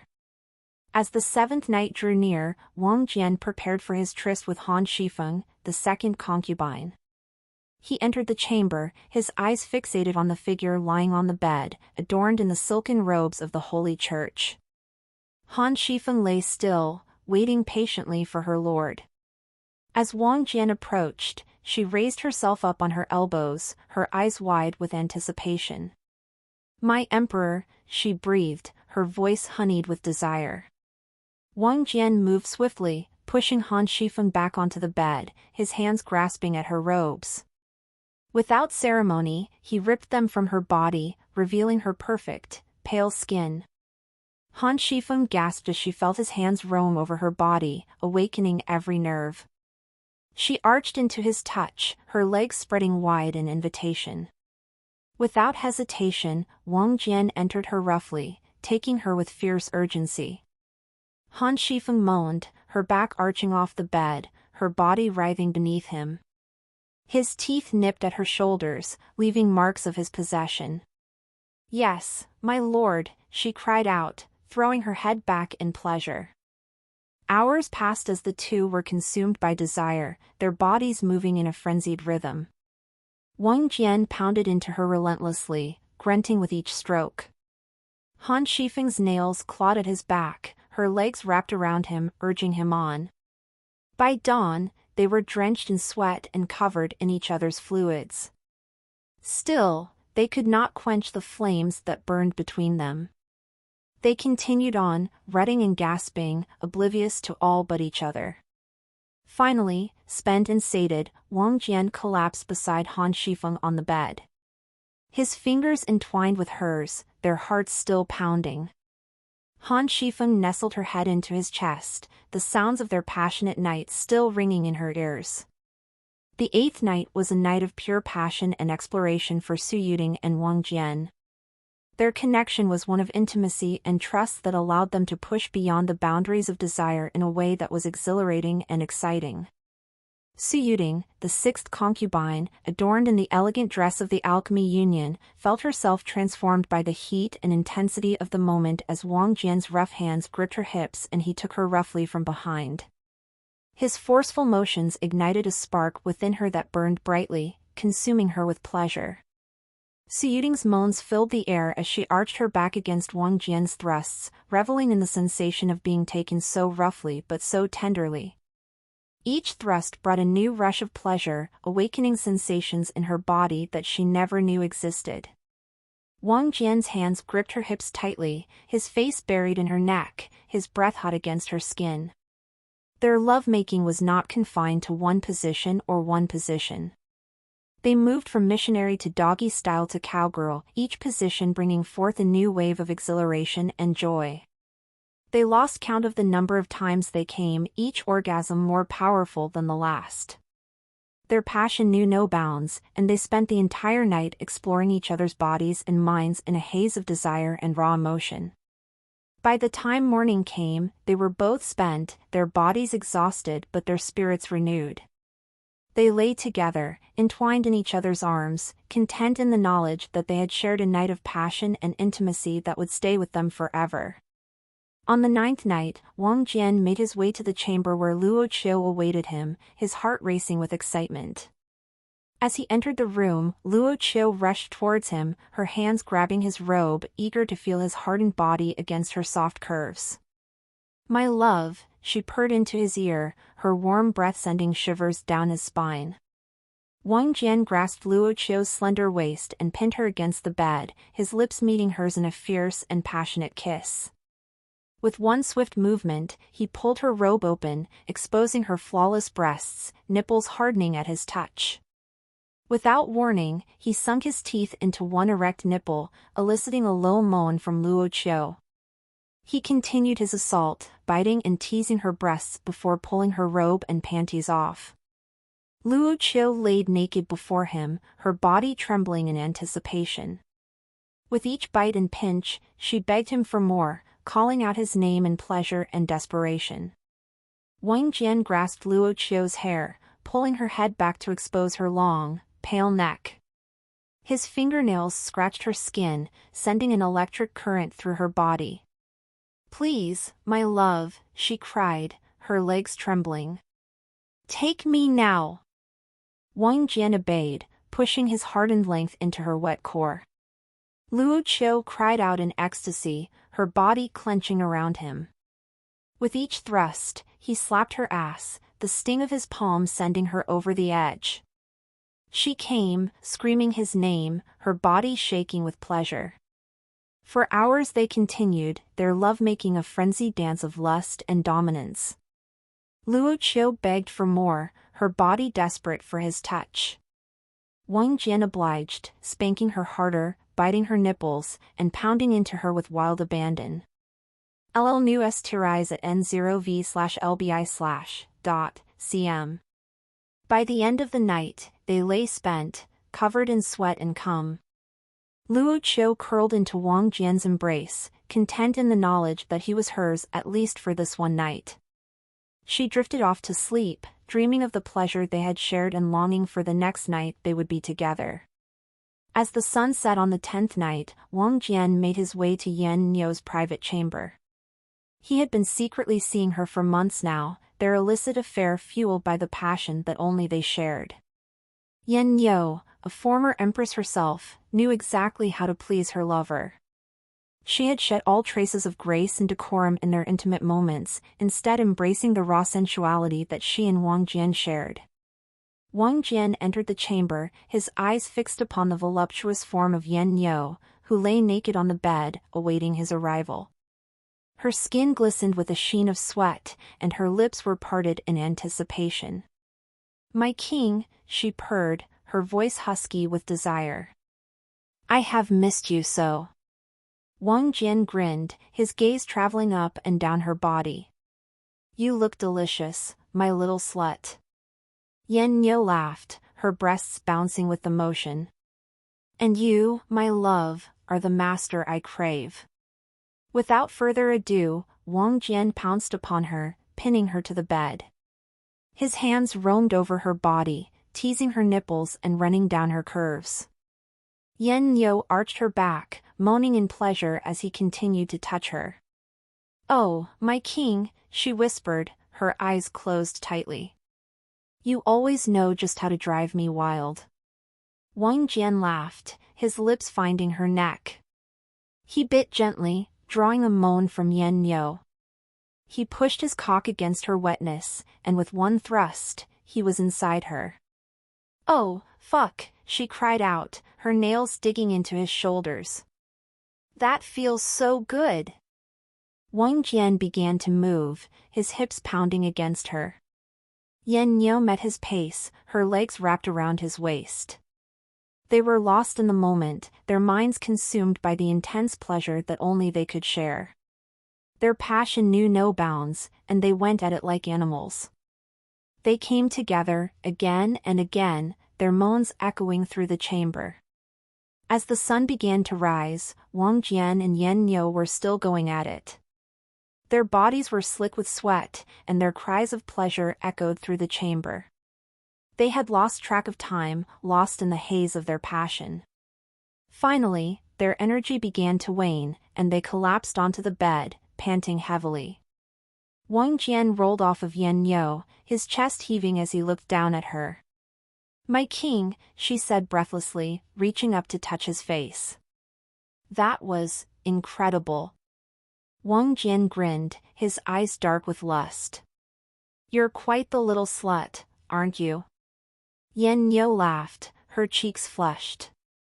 "I'll take that as a compliment." He chuckled, leaning down to kiss her neck. "I'm sure you will." With a contented sigh, Yan Niu closed her eyes, allowing herself to drift off to sleep in his arms. Wang Jian watched her for a moment, a small smile playing on his lips. Lady Xia, the secret mistress of Wang Jian, was eagerly waiting for her lover's arrival. She had been anticipating this night for days, ever since Wang Jian had promised all his women a special treat. As the sunset occurred, she heard the familiar sound of the door opening and Wang Jian's footsteps approaching her chambers. "My lady, you are as beautiful as ever," Wang Jian said, his eyes roaming over her body. Lady Xia was dressed in a sheer silk robe that barely covered her curves. Her long hair was loose around her shoulders, and she wore a seductive smile on her lips. "My lord, you are too kind," she replied, her voice low and sultry. "I have been waiting for you all night." Wang Jian chuckled and took her hand, leading her to the bed. He sat down on the edge and pulled her onto his lap, his strong arms wrapping around her waist. He nuzzled her neck, inhaling her sweet scent, and then kissed her softly on the lips. Lady Xia moaned softly into the kiss, her body melting against Wang Jian's. She could feel his arousal pressing against her, and she knew that tonight was going to be special. Wang Jian broke the kiss and began to trail kisses down her neck, his hands moving to undo the ties of her robe. As it fell open, revealing her voluptuous body, he groaned softly. "You are exquisite," he whispered, his lips moving lower to kiss her breasts. Lady Xia arched her back, enjoying the sensation of his lips and tongue on her sensitive skin. She reached down to unfasten his trousers, eager to feel him inside her. As she did so, Wang Jian stood up and pushed her back onto the bed, his eyes burning with desire. He climbed onto the bed and positioned himself between her legs, his hardness pressing against her wetness. With one swift motion, he entered her, filling her completely. Lady Xia cried out in pleasure, her body trembling under his weight. Wang Jian began to move, his strokes deep and powerful. He was rough and merciless, taking her body with force, his teeth grazing her skin as he growled low in his throat. Lady Xia wrapped her legs around him, arching her back to meet his thrusts. Their bodies moved together in a rhythmic dance of passion, their moans and cries filling the room. Wang Jian's hands roamed over her body, cupping her breasts and pinching her nipples. He slapped her ass hard, leaving a red mark, and she cried out in pleasure. Lady Xia's fingers dug into Wang Jian's shoulders as he continued to pound into her, their pace increasing with each passing moment. She felt like she was on the brink of orgasm, but she knew that Wang Jian wasn't finished with her yet. He pulled out of her suddenly, making her gasp in disappointment. But then he was back, his mouth finding her sensitive flesh as he licked and sucked on her nipples. Lady Xia threw her head back, moaning loudly as she felt her body tighten in anticipation. Wang Jian moved between her legs again, his fingers finding her entrance. He thrust 2 fingers inside her, curling them as he searched for her G-spot. Lady Xia cried out, her body shaking as she came hard around his fingers. As she lay panting beneath him, Wang Jian climbed onto the bed and positioned himself at her entrance once again. He thrust into her with force, his cock hitting her cervix with each powerful stroke.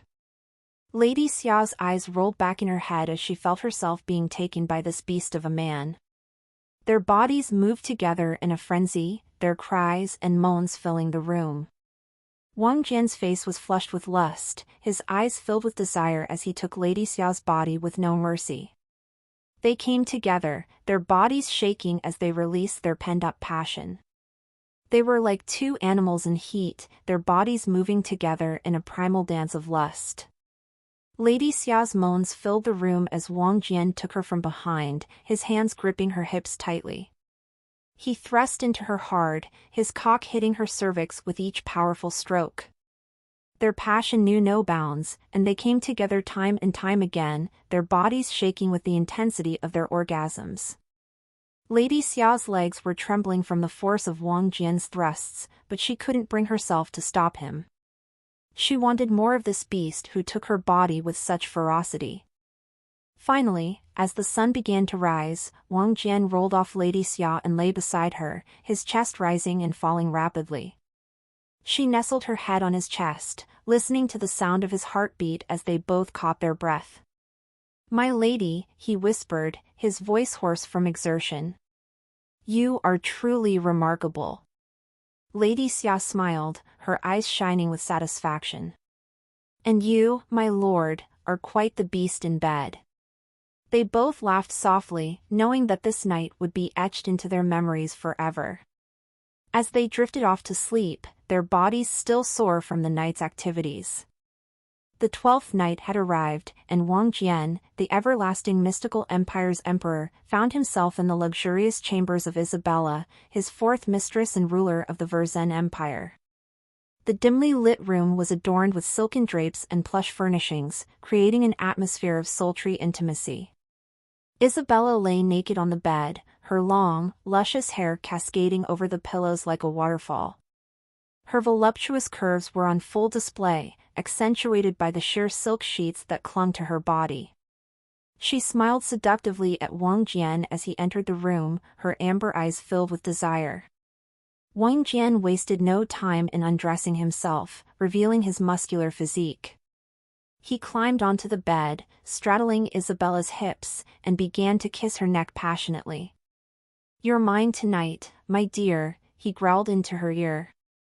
Isabella arched her back, moaning softly as Wang Jian's rough hands roamed over her body. She couldn't help but respond to his touch, her own hands reaching up to grasp his broad shoulders. Take me, Wang Jian, she breathed. I'm yours. Without further ado, Wang Jian thrust into Isabella, filling her wet heat with his hard cock. She gasped at the sudden intrusion, her body tensing momentarily before relaxing into the sensation. He was rough with her, pulling her hair and pinning her wrists above her head as he pounded into her relentlessly. Isabella loved it when Wang Jian was rough with her. It made her feel wanted, desired. She moaned and whimpered beneath him, her hips bucking up to meet his thrusts. Oh, Wang Jian, she cried out. You're so big, so powerful. Wang Jian grunted, his eyes closed tightly as he lost himself in the pleasure of their union. You like that, don't you? He asked, his voice hoarse with lust. You love feeling my cock stretching you open. Follow the latest novels n/velbin.com. Isabella's reply was a scream of ecstasy as Wang Jian's words sent shivers down her spine. She couldn't deny the truth in his words, she did love feeling him inside her, filling her up completely. Their lovemaking continued for hours, fueled by their mutual desire. Wang Jian took Isabella in every position imaginable, leaving her body aching and sore from the relentless onslaught of pleasure.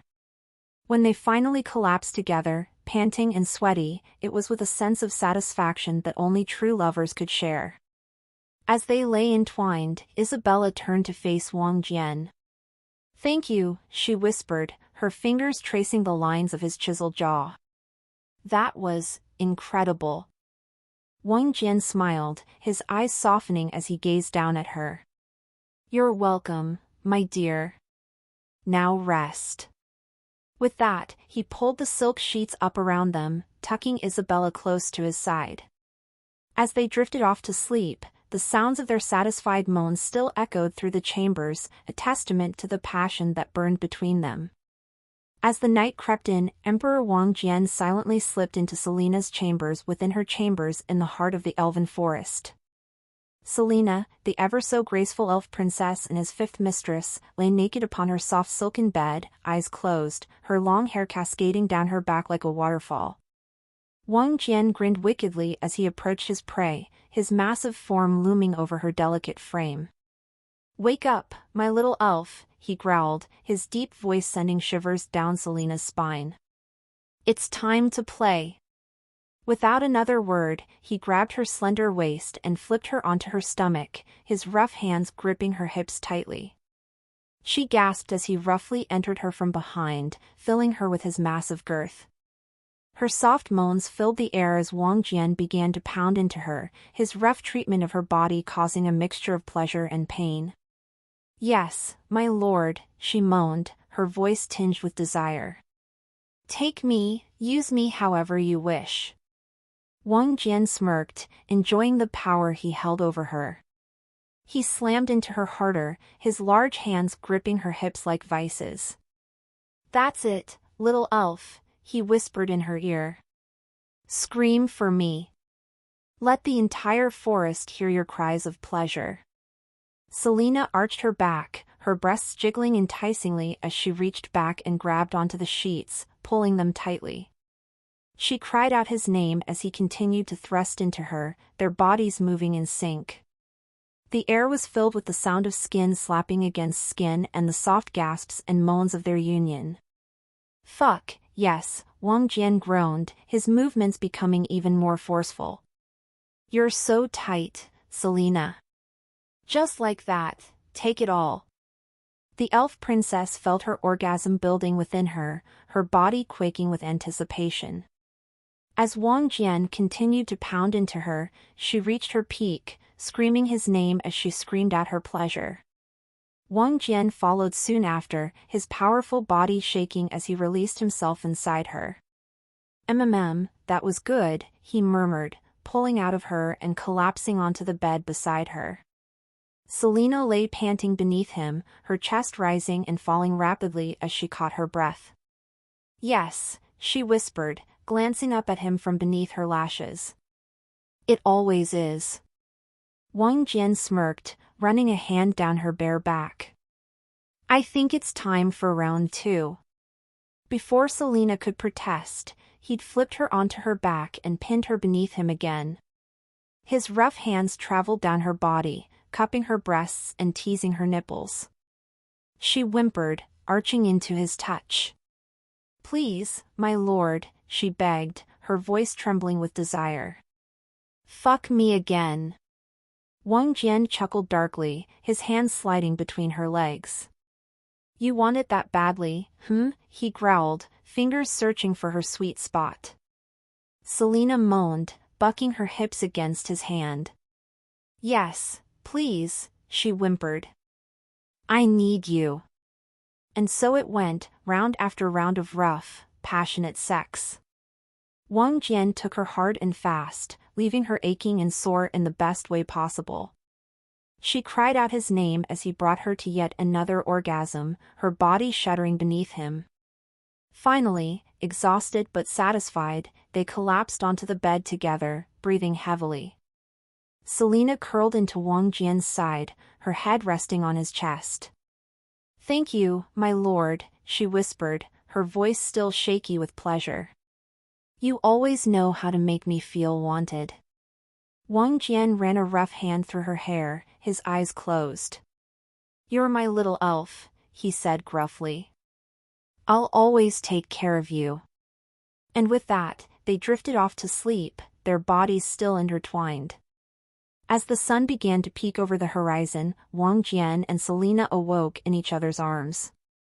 They smiled lazily at one another, their bodies still slick with sweat and passion. "You know what we need now?" Wang Jian rumbled, his voice filled with amusement. "A bath, perhaps?" Selena giggled, her pale skin flushed with sleep and pleasure. Wang Jian smirked. "Maybe that, but I think you know what I had in mind." Without another word, he rose from the bed and held out his hand to her. Selena took it, her own smile widening. They made their way toward the nearby water spring where they would bathe away the remnants of their passionate night together. Once there, Selena busied herself with gathering blooms from nearby trees while Wang Jian stripped down to his bare skin. He stepped into the water, his muscles rippling as he stretched out his massive form. Selena couldn't help but sigh softly at his perfection. As she joined him, she couldn't resist the urge to trace her fingers along his sinewy arms or tangle her hands in the soft hair at his nape. Wang Jian chuckled, pushing her playfully into the water. Selena squeaked in surprise, her lips forming a perfect O as she went under.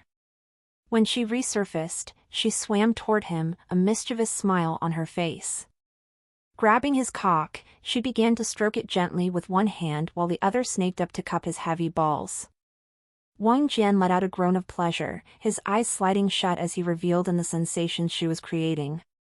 Without warning, Selena dropped to her knees, taking his cock deep into her mouth. Wang Jian's grip on her hair tightened as he watched the elf princess use her tongue and lips expertly to pleasure him.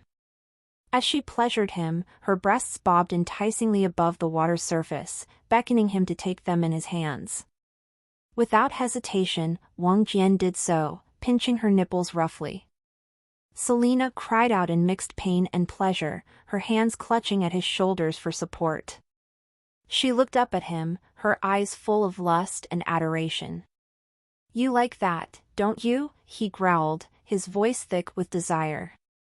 "You want more of it?" Selena nodded eagerly, her lips still wrapped around his cock. Wang Jian chuckled darkly, reaching down to grab her hair once again. He pulled her head back, exposing her throat. "Then take it all," he said roughly. "I want you to swallow every drop." And so Selena did, taking Wang Jian deep into her throat until he cried out in ecstasy, filling her mouth with his seed. She swallowed it all, relishing in the taste of him. As he finally released her, she crawled back to his side, resting her head on his shoulder. "You're amazing," he whispered, kissing her forehead. "You know that, right?" Selena smiled, her heart full of love for her cruel yet passionate emperor. "I know," she replied softly. "And I love you for it." With that, they continued to bathe in the water spring, their love for each other shining brightly in the early morning light. As the sun continued to rise, Wang Jian and Selena emerged from the water spring, their bodies glistening with droplets of water. They walked back to their chambers hand in hand, still wrapped in each other's arms. Once inside, Wang Jian leaned down to kiss Selena's forehead. "I think it's time for your siblings to enjoy my love as well," he said with a wicked grin. Selena's eyes widened in surprise, but she quickly recovered. "Of course, my lord," she replied with a depraved grin of her own. "They've been longing for you." Wang Jian chuckled darkly.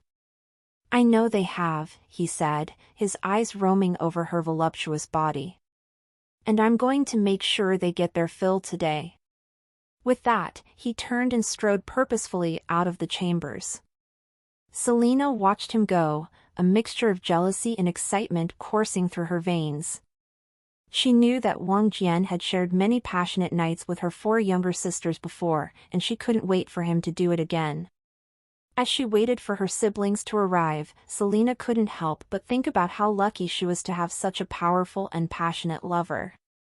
Even though he could be cruel at times, she loved him deeply and knew that he would always take care of her and her family. And so the day went on, filled with the sounds of pleasure and moans echoing through the halls of the elven race's forest.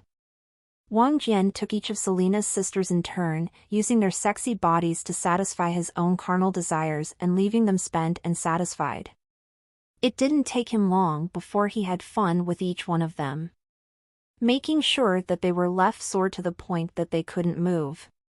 When night fell once again, he returned to Selena's chambers, his body glistening with sweat and his cock still hard. "Did you enjoy your day?" she asked with a knowing smile, running her hands over his chest. Read lat.stch on n/v/l/b/i.cm. Wang Jian chuckled darkly. "I always do," he replied, pulling her into his arms. "But there's only one elf I truly want." And with that, he claimed Selena again, their passionate union echoing through the chambers as a night of depravity unfolded. As the night approached, Wang Jian arrived at the secret chamber that belonged to his 6th mistress, Elindra. She was a beautiful elf queen with long, silky hair and piercing green eyes. Her body was luscious and curvy, with large breasts and a round, inviting ass. Wang Jian had always found her to be an exquisite lover, and tonight was no different. Elindra greeted him with a seductive smile, her eyes filled with desire. She knew what was about to happen, and she couldn't wait. Wang Jian wasted no time in pushing her against the wall, his hands roaming over her body. He grabbed her large breasts, squeezing them roughly before taking one of her nipples into his mouth and sucking hard. Elindra moaned loudly, arching her back as she enjoyed the sensation. Wang Jian then moved down to her stomach, kissing and licking his way towards her wet core. He pushed 2 fingers inside her, causing her to gasp. He continued to finger her roughly, stretching her open as he prepared to take her. Elindra whimpered in pleasure, her body begging for more. Without further ado, Wang Jian positioned himself at her entrance and thrust into her in one swift motion. Elindra cried out, her body tensing up as she felt him filling her up. He was rough and merciless, taking her hard and fast. She wrapped her legs around his waist, urging him on as he pounded into her. Their bodies collided again and again, creating a rhythm that was both primal and erotic. Elindra's moans echoed through the chamber as she felt herself climaxing. Wang Jian was relentless, pushing her further and further until she was screaming his name. Satisfied with her response, Wang Jian pulled out of her and turned her around, pushing her face first onto the bed. He entered her from behind, his hands gripping her hips tightly. He pounded into her from behind, grunting with each thrust. Alindra's ass cheeks slapped against his hard cock, driving him wild. Wang Jian continued to take her from behind, his cock sliding in and out of her wetness with ease. Alindra moaned, her body moving with his as she felt herself being taken roughly. She reached back, gripping his hair tightly as he pounded into her. Suddenly, Wang Jian pulled out of her and turned her around, pushing her down onto her hands and knees. He grabbed her hips and entered her from behind once again. This time, he was even rougher, thrusting into her hard and fast. Alindra cried out in pleasure, her body quivering as she felt his cock hitting her sweet spot over and over again. Wang Jian moved quickly, changing positions again. He lifted her up by her legs and thrust into her from below, taking her doggy style. Alindra groaned, feeling completely exposed as he pounded into her. Her MILF body shook with each powerful stroke, her large breasts bouncing with every movement. As their pace quickened, Wang Jian grabbed hold of her hair, yanking her head back. He growled, his eyes filled with lust as he claimed what he wanted. Alindra whimpered, her body arching back as she felt herself about to climax once again. And climax she did. Her orgasm hit her like a wave, causing her to scream out in pleasure. Wang Jian continued to take her hard, his own climax approaching. With one last powerful thrust, he filled her with his seed, groaning as he emptied himself into her. Read latest chapters at n/velbi.co/m. Wang Jian kept fucking her hard and fast, pushing Alindra to her limits. She was close to another orgasm when he pulled out of her and turned her over. He positioned himself at her entrance once again, but this time he went slower, teasing her as he thrust into her. Alindra moaned and writhed underneath him, desperate for release. Wang Jian continued to tease her, making her beg for his cock. When he finally gave in and began pounding into her hard again, she let out a cry of pure ecstasy. Their bodies moved in perfect sync, each movement sending shockwaves of pleasure through their bodies. Wang Jian was determined to make her come again, and he succeeded. Alindra's entire body shook as she came hard, screaming his name as her orgasm took over. But Wang Jian wasn't done yet. He flipped her onto her stomach once again and entered her from behind, this time taking her even harder. He pounded into her, making her ass clap against his cock with every thrust. Alindra moaned loudly, her body quivering as she felt herself on the brink of another climax. And then she came again, her whole body shaking as she screamed out in pleasure. Wang Jian was relentless, pushing her further and further until she could no longer take it. He came inside her, filling her up with his seed. Wang Jian then moved on to the next position, pulling her onto her knees as he stood behind her. He grabbed her hair, forcing her head back as he thrust into her from behind. Alindra moaned loudly, feeling his cock hitting her G-spot with each thrust. Wang Jian then moved them onto the bed, positioning her on all fours. He entered her from behind once more, taking her hard and fast.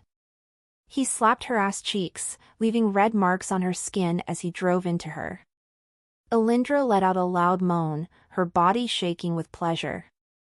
The two continued like this for hours, their passionate lovemaking becoming more and more intense. Wang Jian took Alindra in every position imaginable, leaving her body completely spent. By the end of the night, she was a sweaty mess. Wang Jian's hands roamed over her body, pinching her nipples and grabbing her ass. He was rough and unyielding, taking what he wanted without regard for her feelings. Alindra loved it. She moaned and writhed beneath him, begging for more. Wang Jian moved into a different position, pushing Alindra onto her back once again. He straddled her waist, his cock pointing towards her face. Without hesitation, he pushed it into her mouth, forcing her to take him deep.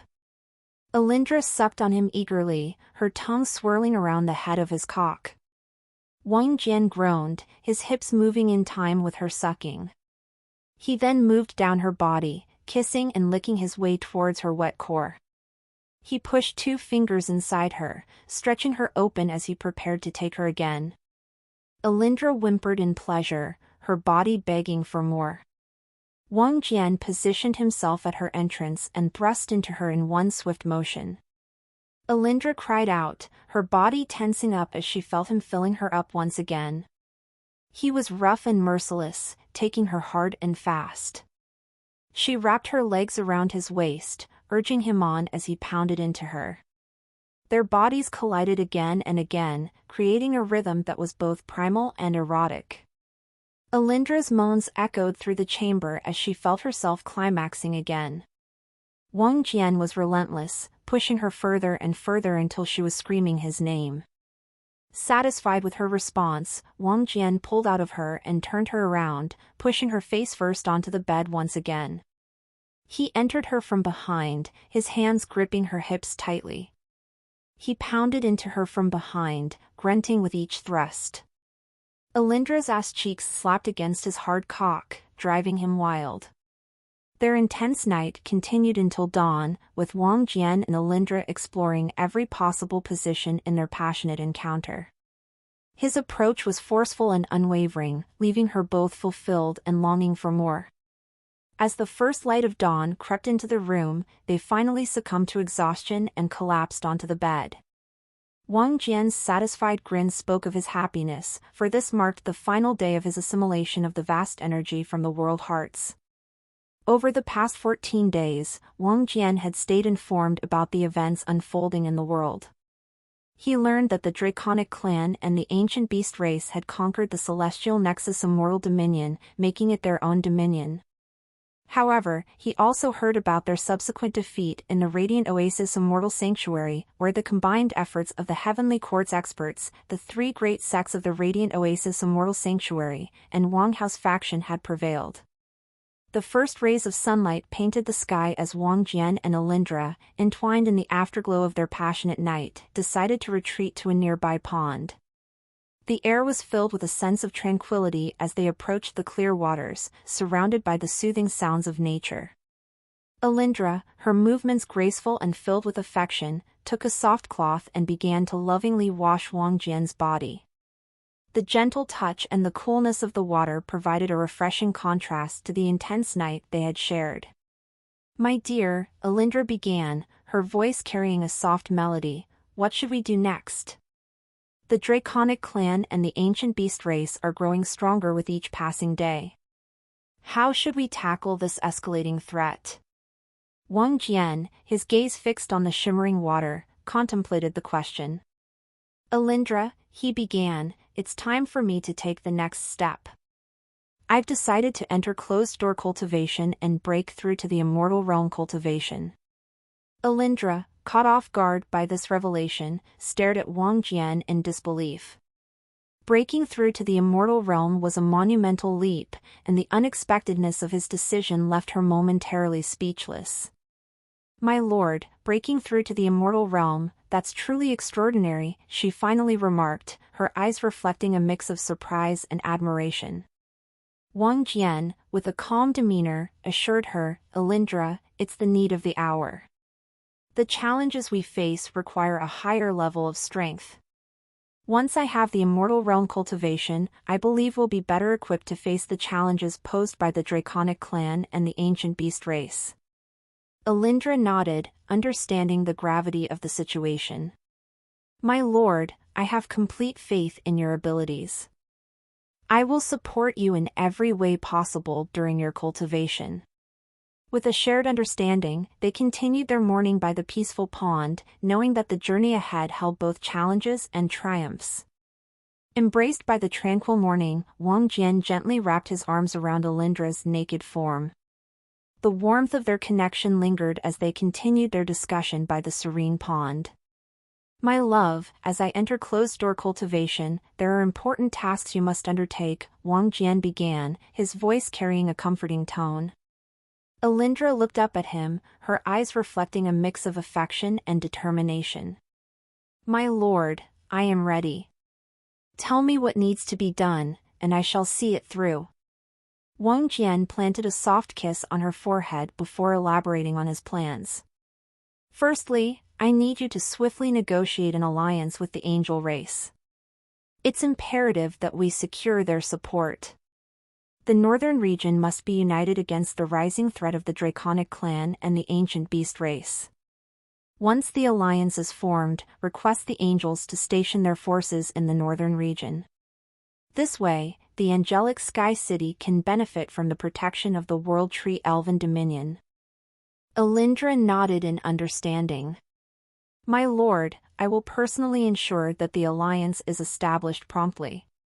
The angels will be informed of the impending danger, and we shall seek their cooperation in safeguarding our territories." Wang Jian smiled at her commitment. "Good. The angel race's assistance will be crucial in maintaining the stability of the northern region. Additionally, I want you to strengthen our diplomatic ties with the neighboring factions, such as the Heavenly Court and other small factions spread across the world. Have them join up with either my everlasting mystical empire or the Verzen Empire and make use of them." Alindra's eyes sparkled with determination. "Consider it done, my lord. I will use all my diplomatic skills to forge alliances and fortify our position in the region." Wang Jian's embrace tightened slightly as he continued his instructions. "Furthermore, Alindra, it's essential to bolster our defenses.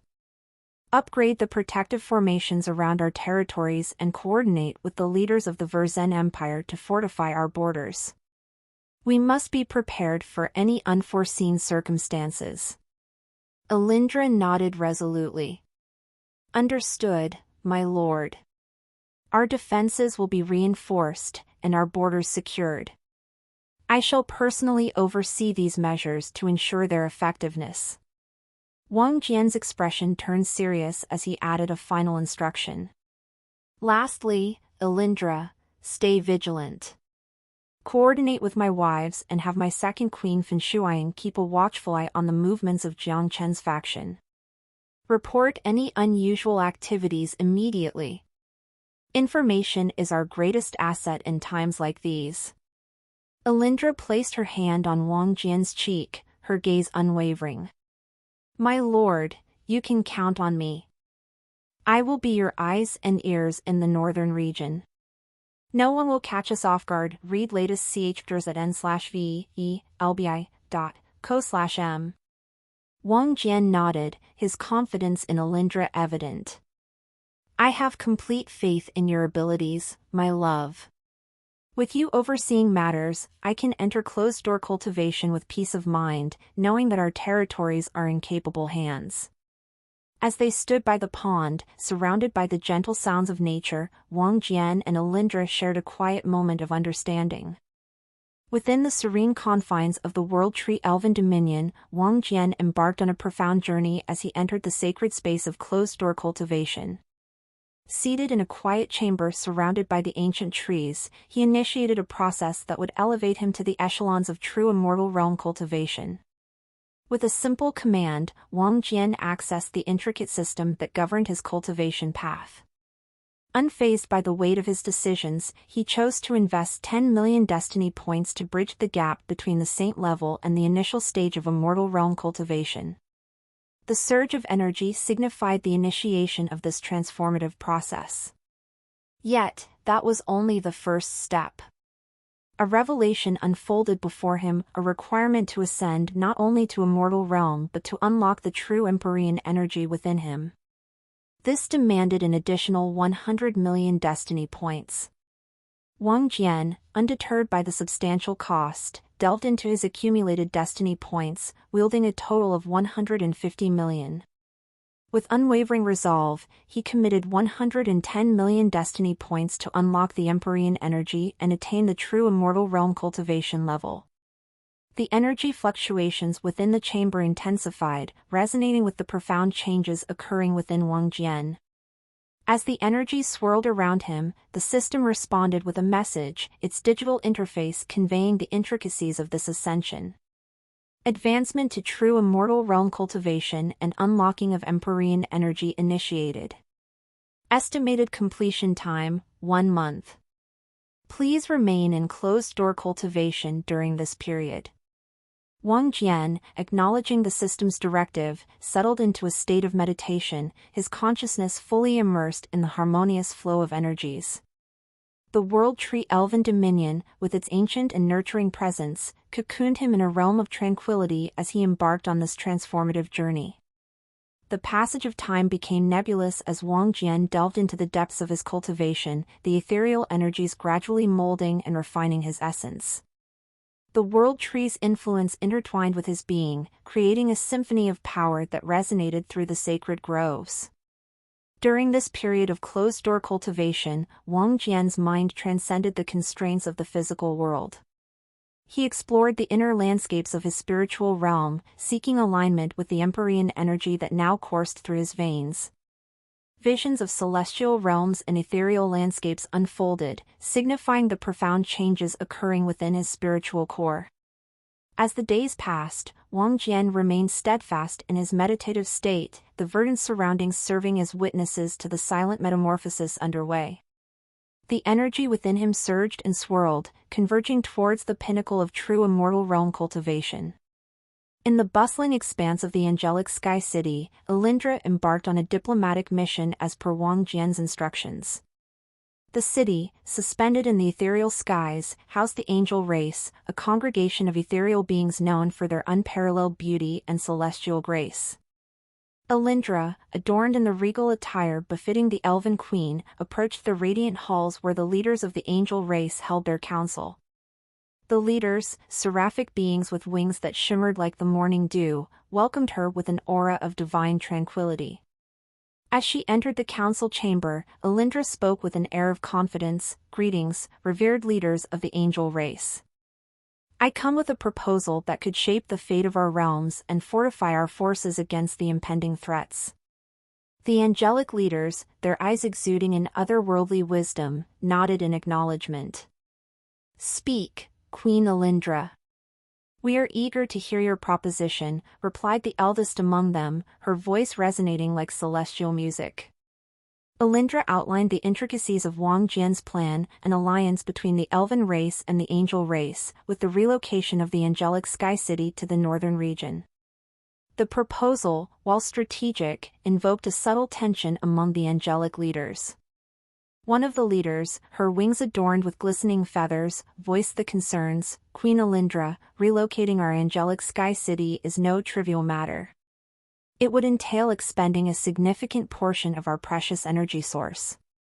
We must weigh the costs against the benefits." Alindra, unfazed by the initial hesitations, responded with diplomatic finesse. "I understand the gravity of this decision, esteemed leaders.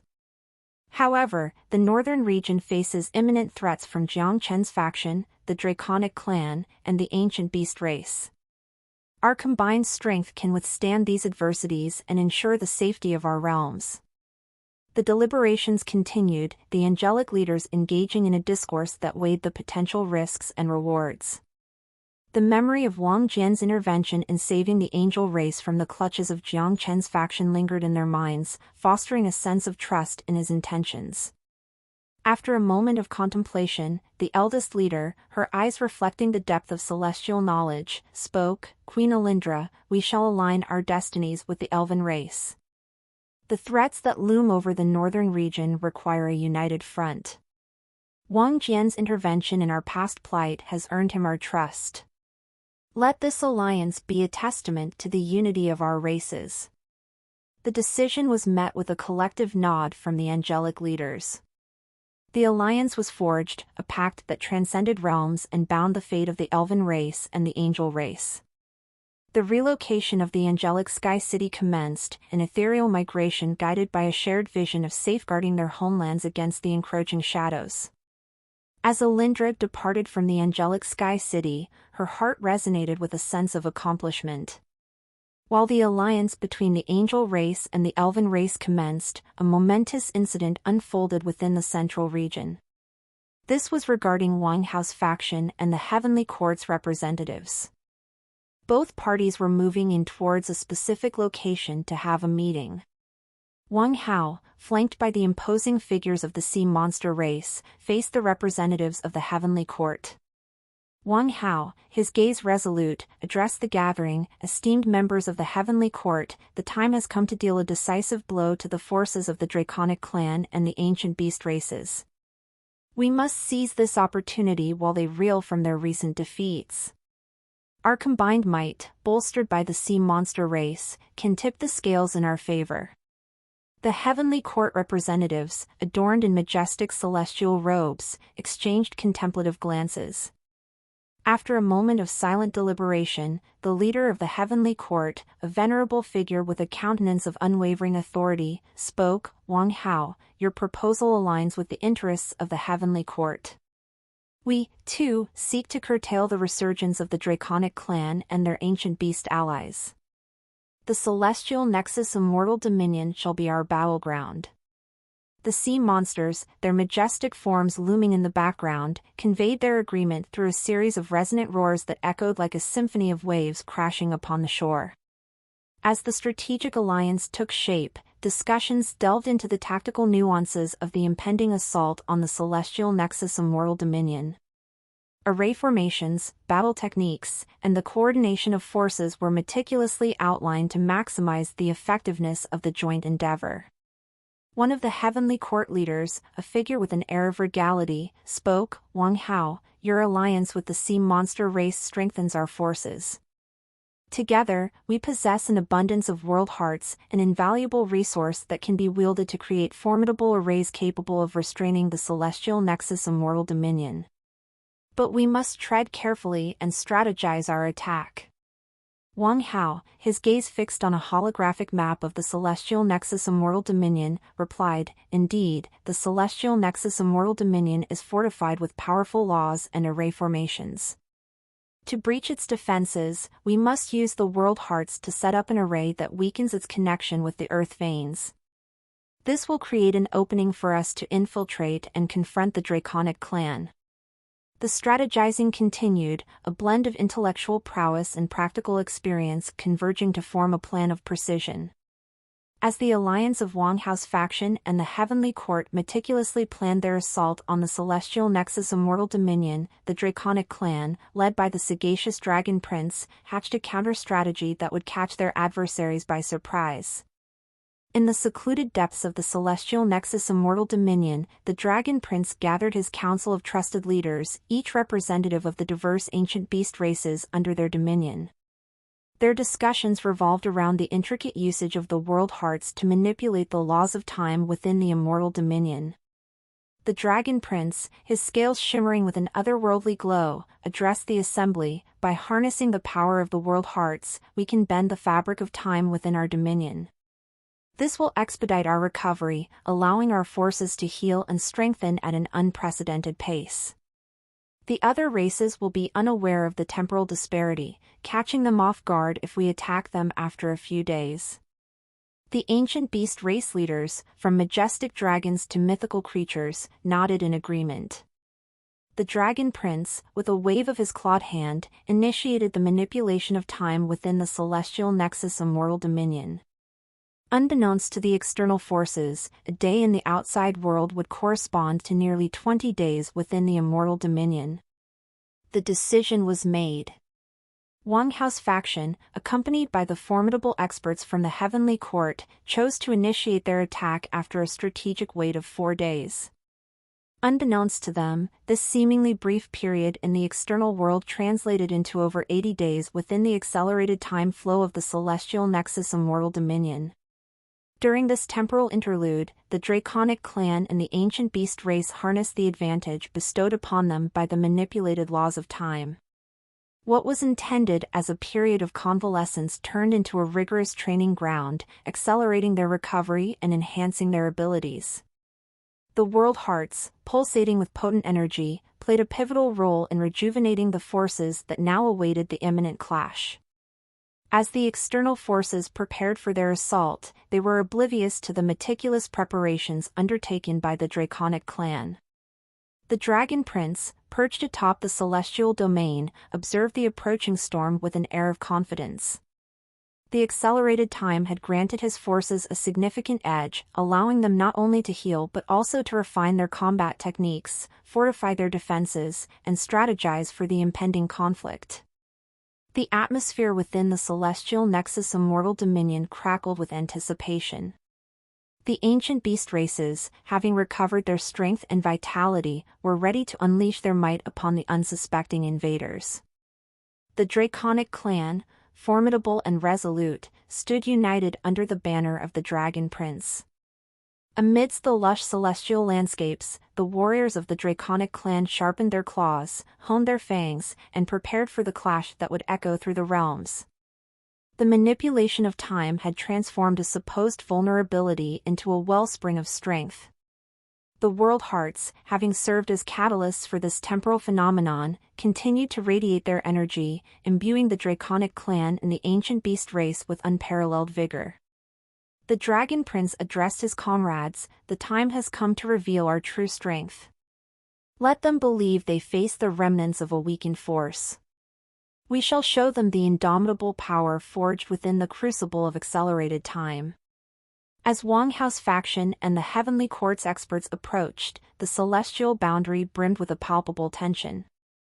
The day of reckoning arrived as the forces of Wang Hao's faction, bolstered by the sea monster race and supported by the Heavenly Court's experts, approached the celestial nexus immortal dominion.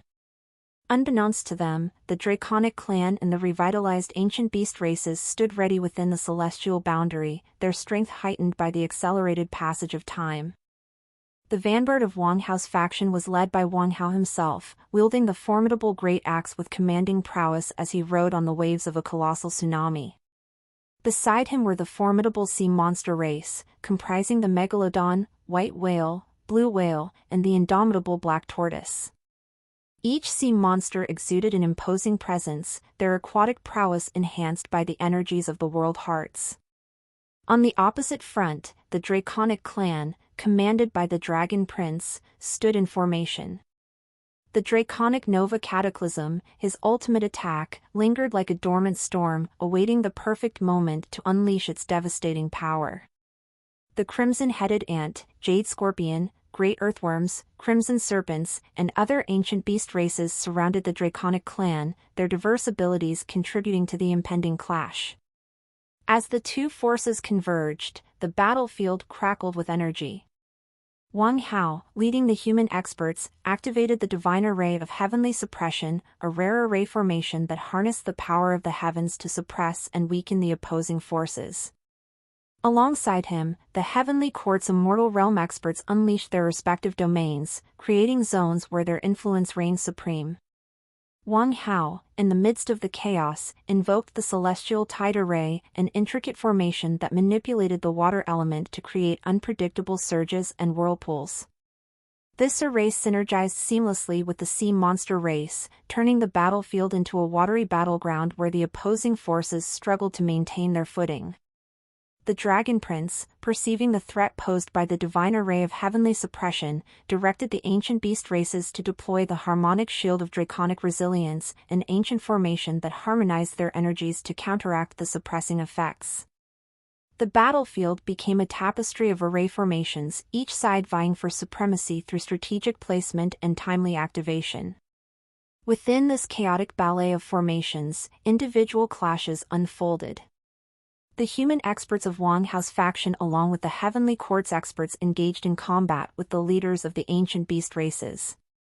Their martial prowess and array of techniques clashed against the diverse abilities of the Draconic clan and the ancient beast races. Find new stories on nov/elbin.com.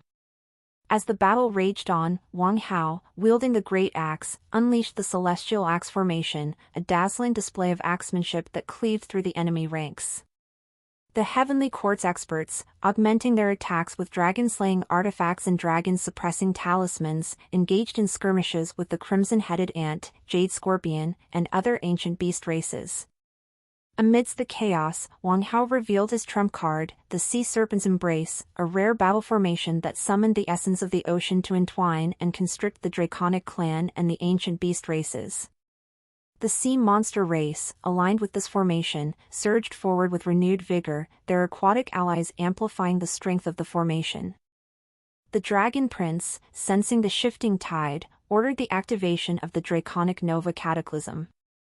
A cataclysmic surge of draconic energy erupted, countering the Sea Serpent's Embrace. The clash of formations reached a crescendo, creating a dazzling display of elemental forces that illuminated the celestial battlefield. As the battle raged on, individual duels unfolded, Wang Hao, wielding the great axe, locking horns with the Dragon Prince, who unleashed the razor-sharp claws inherent to his draconic lineage. The sea monster race engaged in fierce aquatic combat, and the heavenly quartz experts countered the onslaught of the ancient beast races. The interplay of rare array formations, battle techniques, and the relentless determination of each faction painted a tableau of chaos and brilliance. The celestial nexus Immortal Dominion, once a sanctuary, now bore witness to the clash of titans. The battlefield seethed with chaos, a turbulent dance of clashing elements and competing powers. The Dragon Prince, resplendent in draconic majesty, seemed an unstoppable force, dominating the clash against Wang Hao. His claws clashed with the colossal great axe, and with each strike, the Dragon Prince's power resonated, leaving Wang Hao's faction and the heavenly quartz experts struggling to maintain their ground. Amidst the chaos, the ancient beast race, led by the Draconic clan, surged forward with primal ferocity. The mammoth, golden lion, white tiger, and other creatures coordinated their attacks, rendering the array formations of Wang Hao's faction less effective. The crimson serpent's searing breath countered the sea monster race's aquatic onslaught, creating a volatile exchange of elemental forces. Wang Hao's faction, despite their mastery of rare arrays and celestial formations, found themselves on the defensive. The heavenly quartz experts, renowned for their celestial arts, strained against the overwhelming might of the Draconic clan and the ancient beast race. Each clash revealed the disparity in power, and the once confident allies faced the harsh reality of their disadvantage. As the battle raged, Wang Hao gritted his teeth, his eyes fixed on the Dragon Prince. "We need to adapt our strategy," he shouted over the cacophony of battle. Beside him, a heavenly court expert, clad in celestial robes, responded, "The Draconic clan's strength is unprecedented. Our arrays are losing their effectiveness." The sea monster race, their aquatic forces still swirling around the dark rock, faced a similar challenge. One of the sea monster race leaders, a fearsome megalodon, roared, "We're getting overwhelmed. Our attacks are barely reaching them." The mammoth, towering over the battlefield, trumpeted in victory as the ancient beast race surged forward. Amidst the chaos, the Dragon Prince's laughter echoed, resonating with the primal forces of the Draconic clan. Wang Hao, struggling against the Dragon Prince's relentless assault, shouted to his allies, "We need to regroup. The Dragon Prince is too powerful, and we're losing ground. Coordinate your attacks and defend against their abilities." The heavenly quartz experts, engaged in fierce combat, responded with a mix of determination and frustration. One expert, wielding a dragon-slaying artifact, roared, "We cannot falter. Hold the line, and we will turn the tide. Activate the celestial shield and focus on countering their breath attacks." Amidst the din of battle, Wang Hao's voice echoed, "Sea monster race, reinforce the flanks. Utilize the ethereal tides to disrupt their formations. We cannot let the Draconic clan dictate the pace of this battle." The sea monster race, their aquatic prowess unmatched, surged forward with renewed vigor. Whirlpools and tidal waves disrupted the coordinated formations of the ancient beast race, providing a brief respite for Wang Hao's faction. However, the Dragon Prince, undeterred, continued his assault on Wang Hao. In the midst of their clash, the prince's voice resounded, "Your resistance is commendable, but futile. Surrender, and your fate may be merciful." Wang Hao, his determination unwavering, replied, "We will not yield to the Draconic clan. We will defeat you today." Yet, with every passing moment, the ancient beast race under the Draconic clan's leadership seemed to tighten their grip on the battlefield. The celestial array formations of Wang Hao's faction and the Heavenly Court faced unprecedented challenges against the coordinated onslaught of the Draconic clan. In the Eastern Seas, as the tumultuous battle unfolded within the celestial nexus Immortal Dominion, a streak of vibrant purple light zipped across the sky with incredible speed. This ethereal glow bore the aura of unparalleled power, and its source was none other than Jiang Chen, who was hurtling towards the sea monster race's concealed base. Jiang Chen had successfully assimilated the potent power sealed within the artifact bestowed upon him by the Heavenly Court. This infusion propelled him from the confines of the Saint Realm into the illustrious realm of immortality. With this breakthrough, his dormant minor world burst into existence, granting him access to a reservoir of abilities, including the potent Empyrean energy that had been unlocked. As Jiang Chen navigated the Eastern Seas, he pondered the unfolding chaos within the celestial nexus Immortal Dominion. The fierce battle between the Draconic clan, the ancient beast race, and the allied forces led by Wang Hao and the Heavenly Court held the potential to reshape the fate of the realm. However, Jiang Chen recognized his current limitations. Confronting the formidable Dragon Prince directly would be a perilous endeavor. Instead, Jiang Chen decided to capitalize on the opportunity presented by the sea monster race's focus on aiding the ongoing battle. The majority of their experts were committed to supporting Wang Hao and the Heavenly Court against the Draconic clan, leaving the sea monster race's base vulnerable and unguarded. With a strategic mindset, Jiang Chen sought to reclaim his confiscated artifact hidden deep within the ocean. The artifact contained profound secrets and significant power, and Jiang Chen deemed it crucial to regain possession. His newfound immortal realm cultivation status provided him with the confidence to venture into the sea monster race's domain. As Jiang Chen descended into the depths of the Eastern Seas, he remained vigilant, fully aware of the potential dangers lurking within the aquatic realm. His senses heightened, and his immortal realm powers resonated with the ebb and flow of the ocean currents.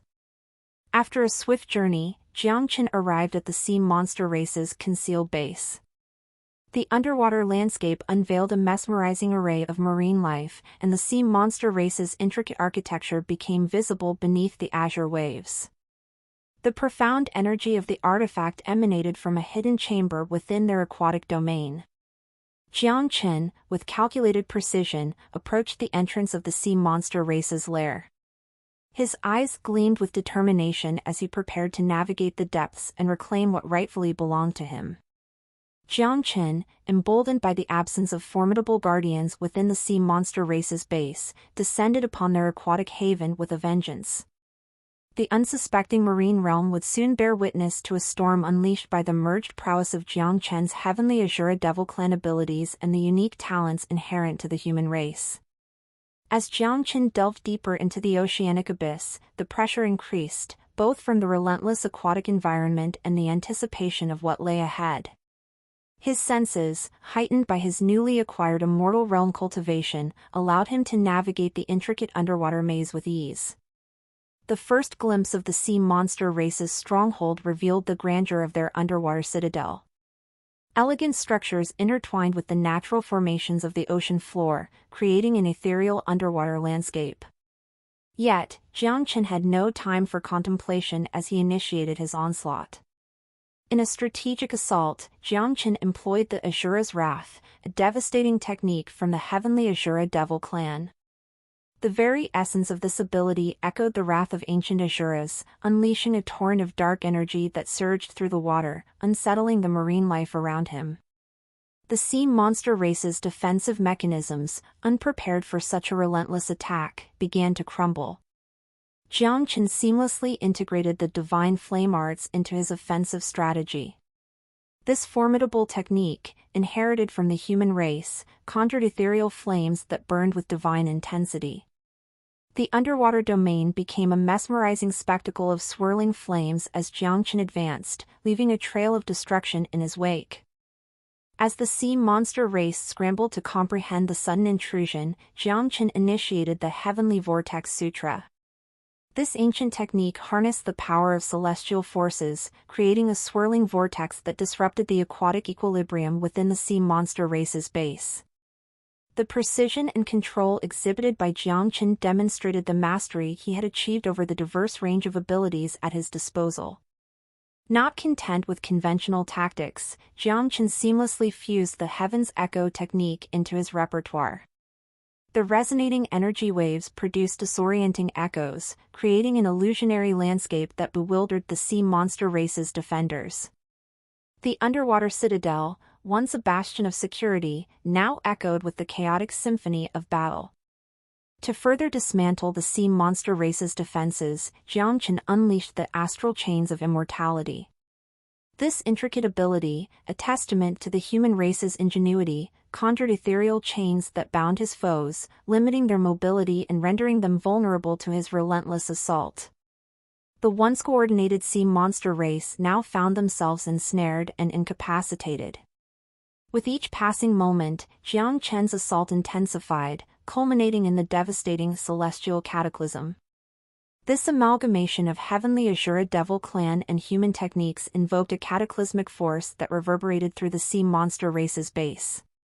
The very fabric of their underwater realm quivered in response to the overwhelming power unleashed by Jiangchen. Throughout the onslaught, Jiangchen maintained a relentless pace, exploiting the vulnerabilities exposed by his combined techniques. The sea monster race, caught off guard and bereft of their most formidable defenders, struggled to mount a cohesive counterattack. As Jiangchen pressed forward, his path marked by the remnants of the sea monster race's once impregnable base, the echoes of battle reverberated through the depths of the eastern seas.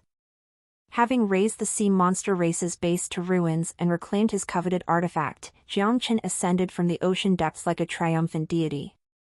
The once imposing underwater citadel now lay in disarray, a testament to the overwhelming power he wielded. As he emerged from the eastern seas, Jiangchen clutched the artifact firmly in his grasp.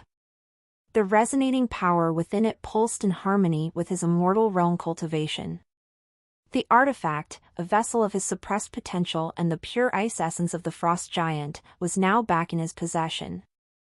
Returning to the elemental nexus Immortal Dominion, Jiangchen found a secluded spot to commence the assimilation process. He seated himself cross-legged, the artifact cradled in his hands.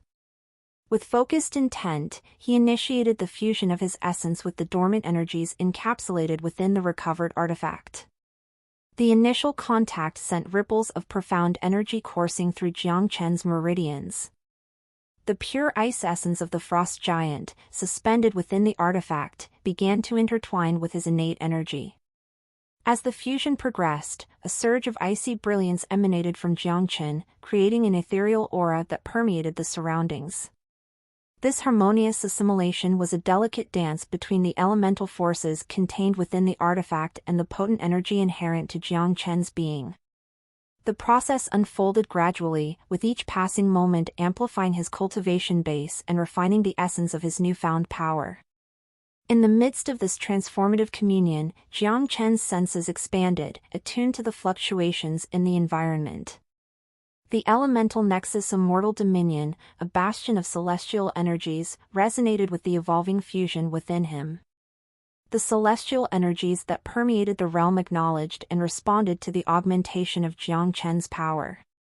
The assimilation process, marked by the celestial dance of energies, continued unabated.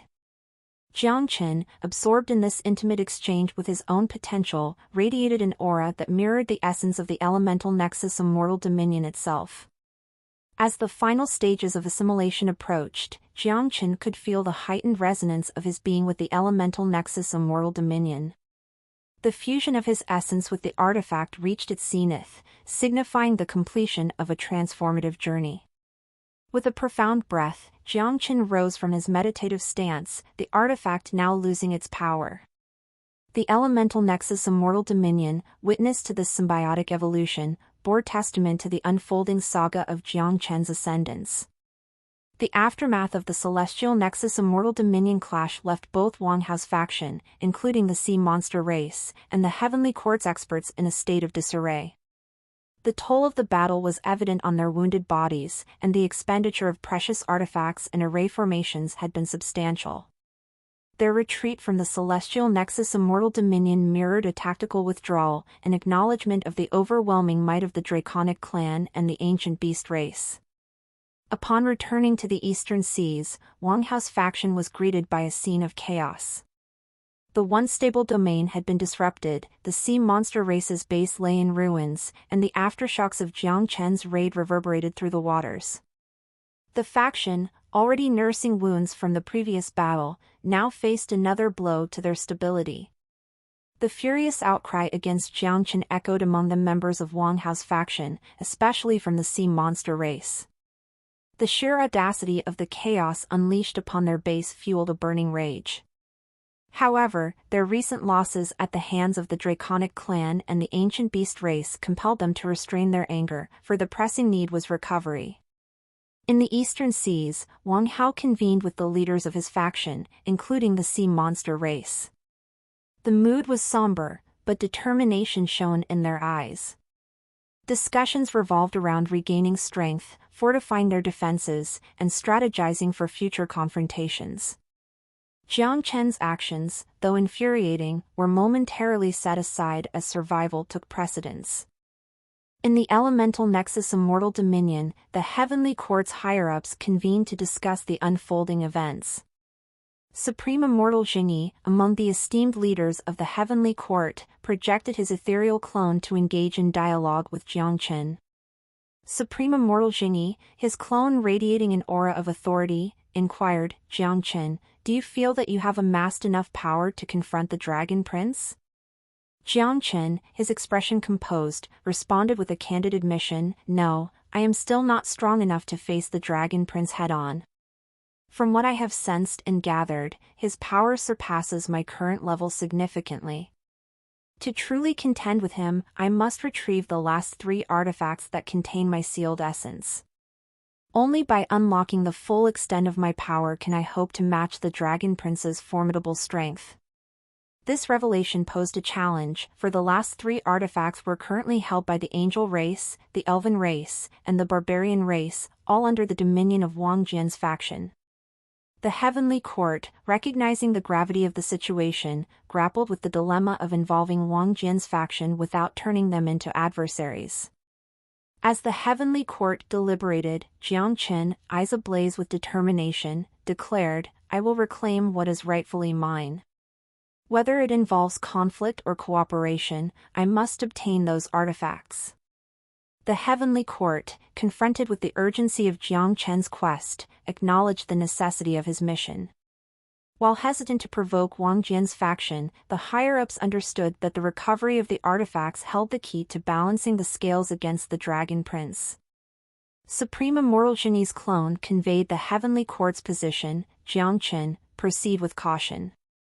We shall maintain open communication with Wang Jian's faction, striving for a resolution that averts unnecessary hostilities. However, if diplomacy fails, you can count on our support. It will be a challenging path, Jiang Chen, but one we deem necessary for the greater cause."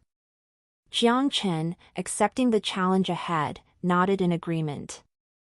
In the subsequent weeks, the Heavenly Court's representatives engaged in a series of meetings with the leaders of Wang Jian's faction.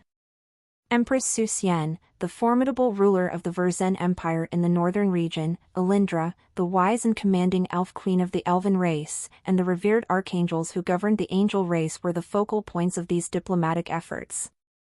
The Heavenly Court's envoys, their expressions poised and words eloquent, endeavored to persuade Wang Jian's allies to relinquish the artifacts that held Jiang Chen's essence. In each meeting, they carefully crafted arguments, blending diplomacy with urgency, as they sought to convey the imminent threat posed by the Dragon Prince and the need for Jiang Chen's empowerment. Empress Su Xian, adorned in regal attire, listened attentively to the Heavenly Court's emissaries. Her eyes, a blend of wisdom and determination, reflected the weight of the decision at hand. The Heavenly Court's representative, a seasoned immortal with an air of authority, spoke with a measured tone. Empress Su Xian, the fate of the entire world hangs in the balance. The recovery of Jiang Chen's full power is crucial in countering the Dragon Prince's formidable strength. We implore you to consider the greater good and hand over the artifacts to us. However, Empress Su Xian replied with unyielding determination, "My husband has entrusted me with the guardianship of this artifact. It is a matter of our faction's integrity and trust.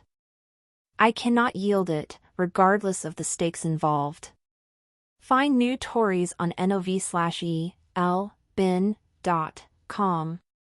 A similar scene played out in the Elven realm, where the elf queen Alindra, surrounded by the ethereal beauty of the elven landscape, received the representatives of the Heavenly Court. The representative of the Heavenly Court spoke rather earnestly. "Queen Alindra, the alliance between the elven race and Wang Jian's faction is cherished. However, the impending threat from the Dragon Prince requires a collective effort. Releasing Jiang Chen's sealed essence will strengthen our united front against this formidable foe." Similarly, Alindra, the Elven Queen, maintained a serene composure throughout the discussions. She responded, "The artifact is under the care of the Elven race, and it is not ours to surrender. Our loyalty lies with Wang Jian, and we shall abide by his wishes." In the celestial abode of the angel race, the archangels, adorned in radiant armor, listened to the Heavenly Court's plea. The atmosphere was charged with celestial energy as the Heavenly Court's representative addressed their pleas. "Archangels, the harmony of the world is at stake. Jiang Chen's power is integral to our collective defense against the Dragon Prince. Your benevolence could tip the scales in favor of all immortal races." The archangels, representatives of the angel race, expressed their response rather angrily. "We would never release that artifact which would aim to strengthen the might of that evil devil. Go away!" Despite the Heavenly Court's representatives employing various rhetorical strategies, their efforts were met with unwavering determination on the part of Wang Jian's faction. The instructions given by Wang Jian himself were clear: the artifacts containing Jiang Chen's essence were not to be relinquished, regardless of the persuasions presented. As the negotiations reached an impasse, the Heavenly Court deemed it necessary to resort to force, viewing it as the only viable option to secure Jiang Chen's artifacts from Wang Jian's faction. Jiang Chen's faction, fueled by determination and a sense of urgency, became the vanguard in the impending attack on the northern region. Meanwhile, the Heavenly Court's experts assumed a supportive role, preparing to unleash their might when the decisive moment arrived. The Elemental Nexus Immortal Dominion and the Underground Giant Divine Dominion, both under the control of Jiang Chen, set their course toward the northern states of the continent. This region was entirely enveloped by the World Tree Elven Dominion, which, at this moment, received the aerial support of the angelic Sky City soaring high above. Jiang Chen's strategic choice of these particular immortal dominions stemmed from their unique attributes that could resist the potential suppression or weakening effects caused by the angelic Sky City and the World Tree Elven Dominion. The Dwarven-powered Immortal Dominion and the Silver Azura Devil Dominion were intentionally kept out of the forefront. Jiang Chen understood that deploying these dominions would place them at a disadvantage due to the innate advantage possessed by the laws governing the angelic Sky City and the World Tree Elven Dominion, making them susceptible to suppression. The fleets of the Elemental Nexus Immortal Dominion and the Underground Giant Divine Dominion cruised through the ethereal currents of the immortal realm, leaving trails of dazzling light in their wake. Their target, the northern states, where the powerful alliance of the World Tree Elven Dominion and the angelic Sky City stood firm. As the immortal dominions approached their destination, discussions unfolded among the leaders and key figures within Jiang Chen's faction. In a grand hall within the Elemental Nexus Immortal Dominion, Jiang Chen, clad in resplendent immortal robes, addressed his commanders with a mixture of seriousness and determination. "We stand on the precipice of a critical confrontation. Our goal is to retrieve the artifacts containing my sealed essence. The northern region is the bastion of Wang Jian's faction, and within it lies the power we seek. We must be strategic, calculated, and unwavering in our resolve. Our allies from the Heavenly Court will provide support, but the brunt of this battle falls upon our shoulders. Vist and Velben, CM for new updates. All the commanders nodded in agreement. They understood the gravity of the situation and the significance of the artifacts in Jiang Chen's reclamation of power. In the angelic Sky City, the archangels observed the approaching immortal dominions. Archangel Raphael, her eyes reflecting celestial radiance, spoke to her fellow rulers, "Prepare the defenses. We must not yield to their advance. The alliance with Wang Jian's faction must remain strong." The elven leaders within the World Tree Elven Dominion, attuned to the natural energies of their surroundings, sensed the impending conflict. Queen Alindra, standing atop the highest boughs of the World Tree, spoke to her kin, "The elemental nexus Immortal Dominion and the underground giant Divine Dominion approach. We shall stand united against their intrusion. Let our defenses be unwavering." On the front lines, the elemental nexus Immortal Dominion and the underground giant Divine Dominion closed in on the northern states. As these two dominions were close to the northern states, they encountered the boundary of the World Tree Elven Dominion. The immense branches of the World Tree reached out like protective arms, and the celestial presence of the angelic Sky City hung in the air, ready to defend. The elemental clash between the opposing factions erupted with a spectacular display of power, resonating across the vast expanse of the northern region. The alliance of Jiang Chen's faction, comprising diverse races like the Devil Race, Giant Race, and supporting humans, confronted the united forces of the World Tree Elven Dominion, the Angelic Sky City, and the Verzen Empire led by Wang Jian's faction. Jiang Chen, wielding his great axe infused with the might of the dwarven artifacts, stood at the forefront of the elemental nexus Immortal Dominion. His aura radiated dominance as he faced the elf Queen Alindra, who was perched atop the World Tree, and the archangels, hovering above the angelic Sky City. As the battle commenced, Jiang Chen unleashed the Abyssal Sundering Wave, a devastating technique that sent shockwaves through the air, cleaving through the defensive formations of the elves. Alindra countered with the Verdant Harmony Barrier, a protective shield created from the essence of the World Tree, holding back the surging abyssal energies. On the other flank of the battlefield, Empress Su Xian, Fin Shuiying, and other leaders of the Verzen Empire mobilized their forces. The Verzen Empire's warriors, equipped with advanced dwarven artifacts, engaged in a fierce clash with the Devil Race and the Giant Race. Empress Su Xian, a master of ice and frost, cast the frozen domain to encase the Giant Race warriors, limiting their mobility. Meanwhile, the archangels from the angel race took to the skies, their radiant wings illuminating the battlefield. Archangel Raphael, wielding the heavenly aegis, created a celestial barrier that negated the devil race's dark energy attacks. Archangel Seraphim unleashed the divine retribution blades, sending ethereal blades towards the devil race warriors. The elven princesses, daughters of Alindra, showcased their mastery of natural magic. Each princess possessed unique abilities, such as Princess Selena's Gale Dance, manipulating wind currents to disrupt enemy formations, and Princess Aliana's Lunar Radiance, casting moonlight illusions to confuse adversaries.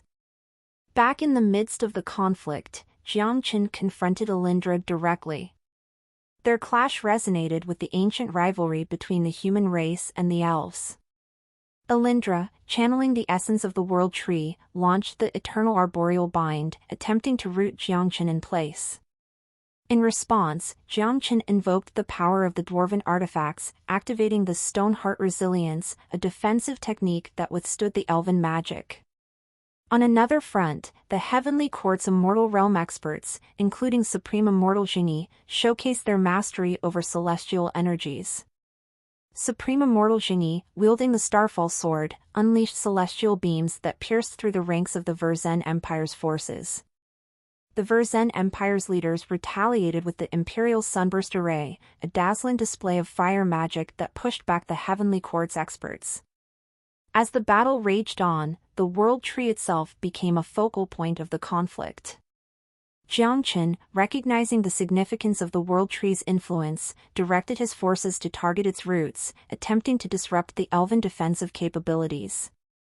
The clash between the forces of Jiang Chen's faction and the alliance of the Elven race, the Verzen Empire, and the Angel race intensified, creating a tapestry of chaos on the battlefield.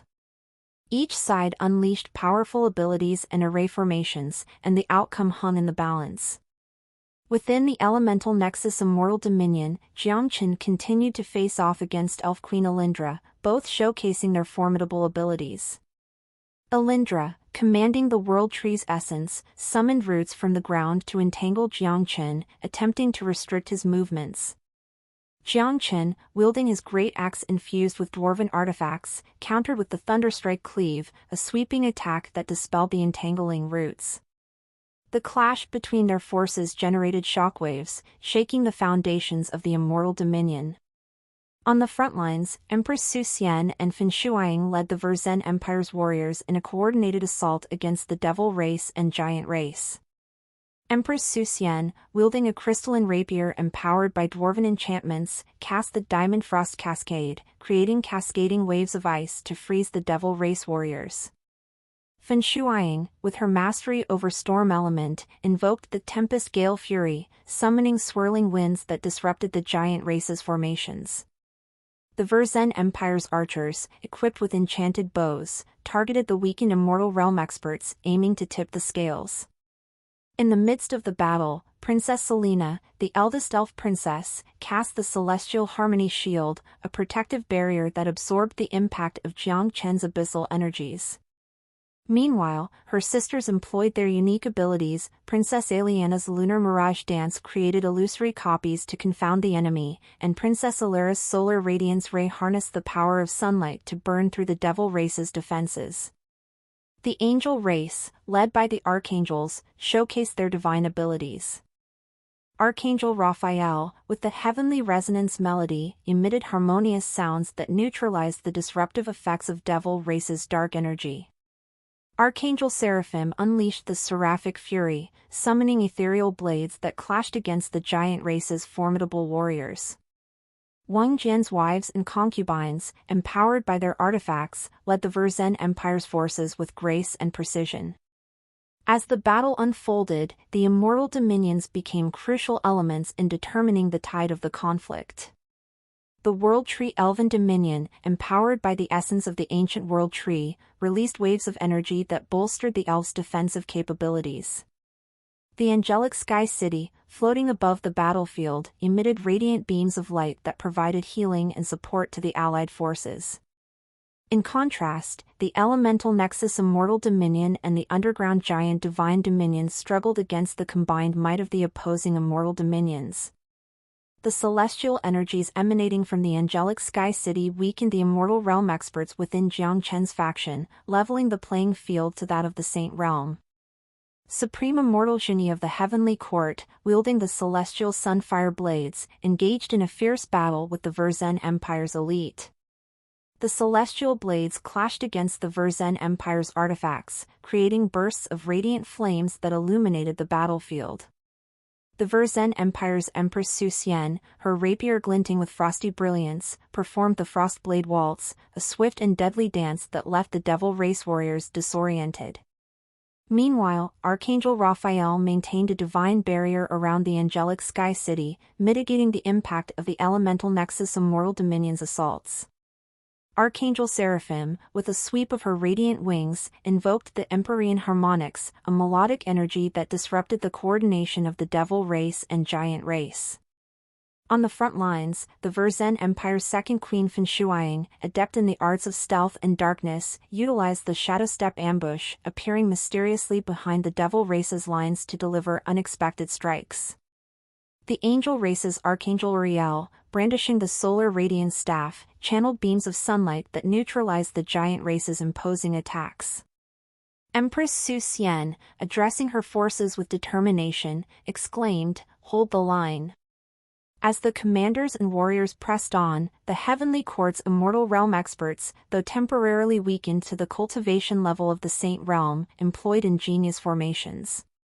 Supreme Immortal Genie, with a commanding presence, activated the Heaven's Embrace Array, a defensive formation that absorbed and redirected the energy of the Verzen Empire's fiery assaults. Devil Race's Netherblade, a master of dual scimitars, employed the Shadow Soul Cyclone, a swirling vortex of dark energy that disrupted the elven archer's precision. Discover W stories on no/e/lbin.com. The battle, a symphony of magical and martial prowess, continued to unfold. Jiang Chen, with his great axe, clashed fiercely against Queen Alindra, both acknowledging the resilience and determination within each other's gaze. Queen Alindra, using the World Tree's essence, summoned the Verdant Surge, causing a surge of life energy to bolster her forces. Jiang Chen countered with the Abyssal Dominion Slam, an earth-shaking technique that shattered the elven barrier. Meanwhile, the underground giant Divine Dominion, led by Stonecrusher, endeavored to break through the angelic Sky City's celestial defenses. The giant race warriors, equipped with dwarven artifacts, channeled the Titan's roar, an ability that resonated with the very essence of the earth. Archangel Raphael, noticing the threat, intoned, divine warding radiance. A luminous shield enveloped the angelic Sky City, deflecting the giant race's assault. Within the elemental nexus Immortal Dominion, Jiang Chen's commanders strategized for a breakthrough. Commander Steelheart, a formidable warrior of the human faction, initiated the Mystic Phoenix Dance, creating illusions that bewildered the elven archers. Oceanic Tempest Storm Devil Clan's elder, Abyssal Fury, unleashed the tidal Tempest Slash, wielding the power of the storm to scatter the Verzen Empire's defensive formations. In the midst of this chaotic symphony of abilities, Jiang Chen, sensing the ebb and flow of the battle, decided it was time for a pivotal move. All forces, focus your energy. Unleash the primordial cataclysm burst, he commanded. The elemental nexus Immortal Dominion and the underground giant Divine Dominion released a harmonious torrent of energy, converging into Jiang Chen's form. The combined might of these immortal dominions surged through Jiang Chen's being, his body pulsating with overwhelming power. The air crackled with anticipation as he prepared to unleash the devastating primordial cataclysm burst. As the cataclysmic attack unfolded, Jiang Chen's aura expanded exponentially. The elemental nexus Immortal Dominion, resonating with the fundamental forces of nature, and the underground giant Divine Dominion, channeling the raw power of Earth, coalesced into a cataclysmic force. In a display of awe-inspiring might, Jiang Chen released the gathered energy in a radiant burst that traversed the battlefield like a celestial comet. The primordial cataclysm burst manifested as a swirling vortex of elemental forces, tearing through the fabric of reality itself. The laws governing space and time recoiled in the face of such overwhelming power. The World Tree Elven Dominion and the angelic Sky City, caught off guard by the sheer intensity of the attack, recoiled as if struck by a cosmic force. The elven branches trembled, and the celestial aura around the angelic Sky City wavered. As the primordial cataclysm burst subsided, the immortal realm experts on Jiang Chen's faction and the heavenly court side experienced a resurgence of their true cultivation stage.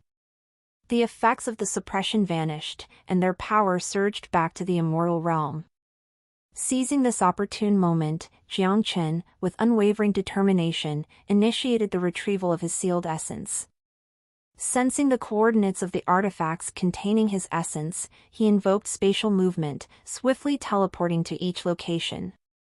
In the Verzen Empire, the angelic Sky City, and the enchanting forest of the elves, Jiang Chen, in a blur of motion, secured the artifacts that held vital fragments of his cultivation.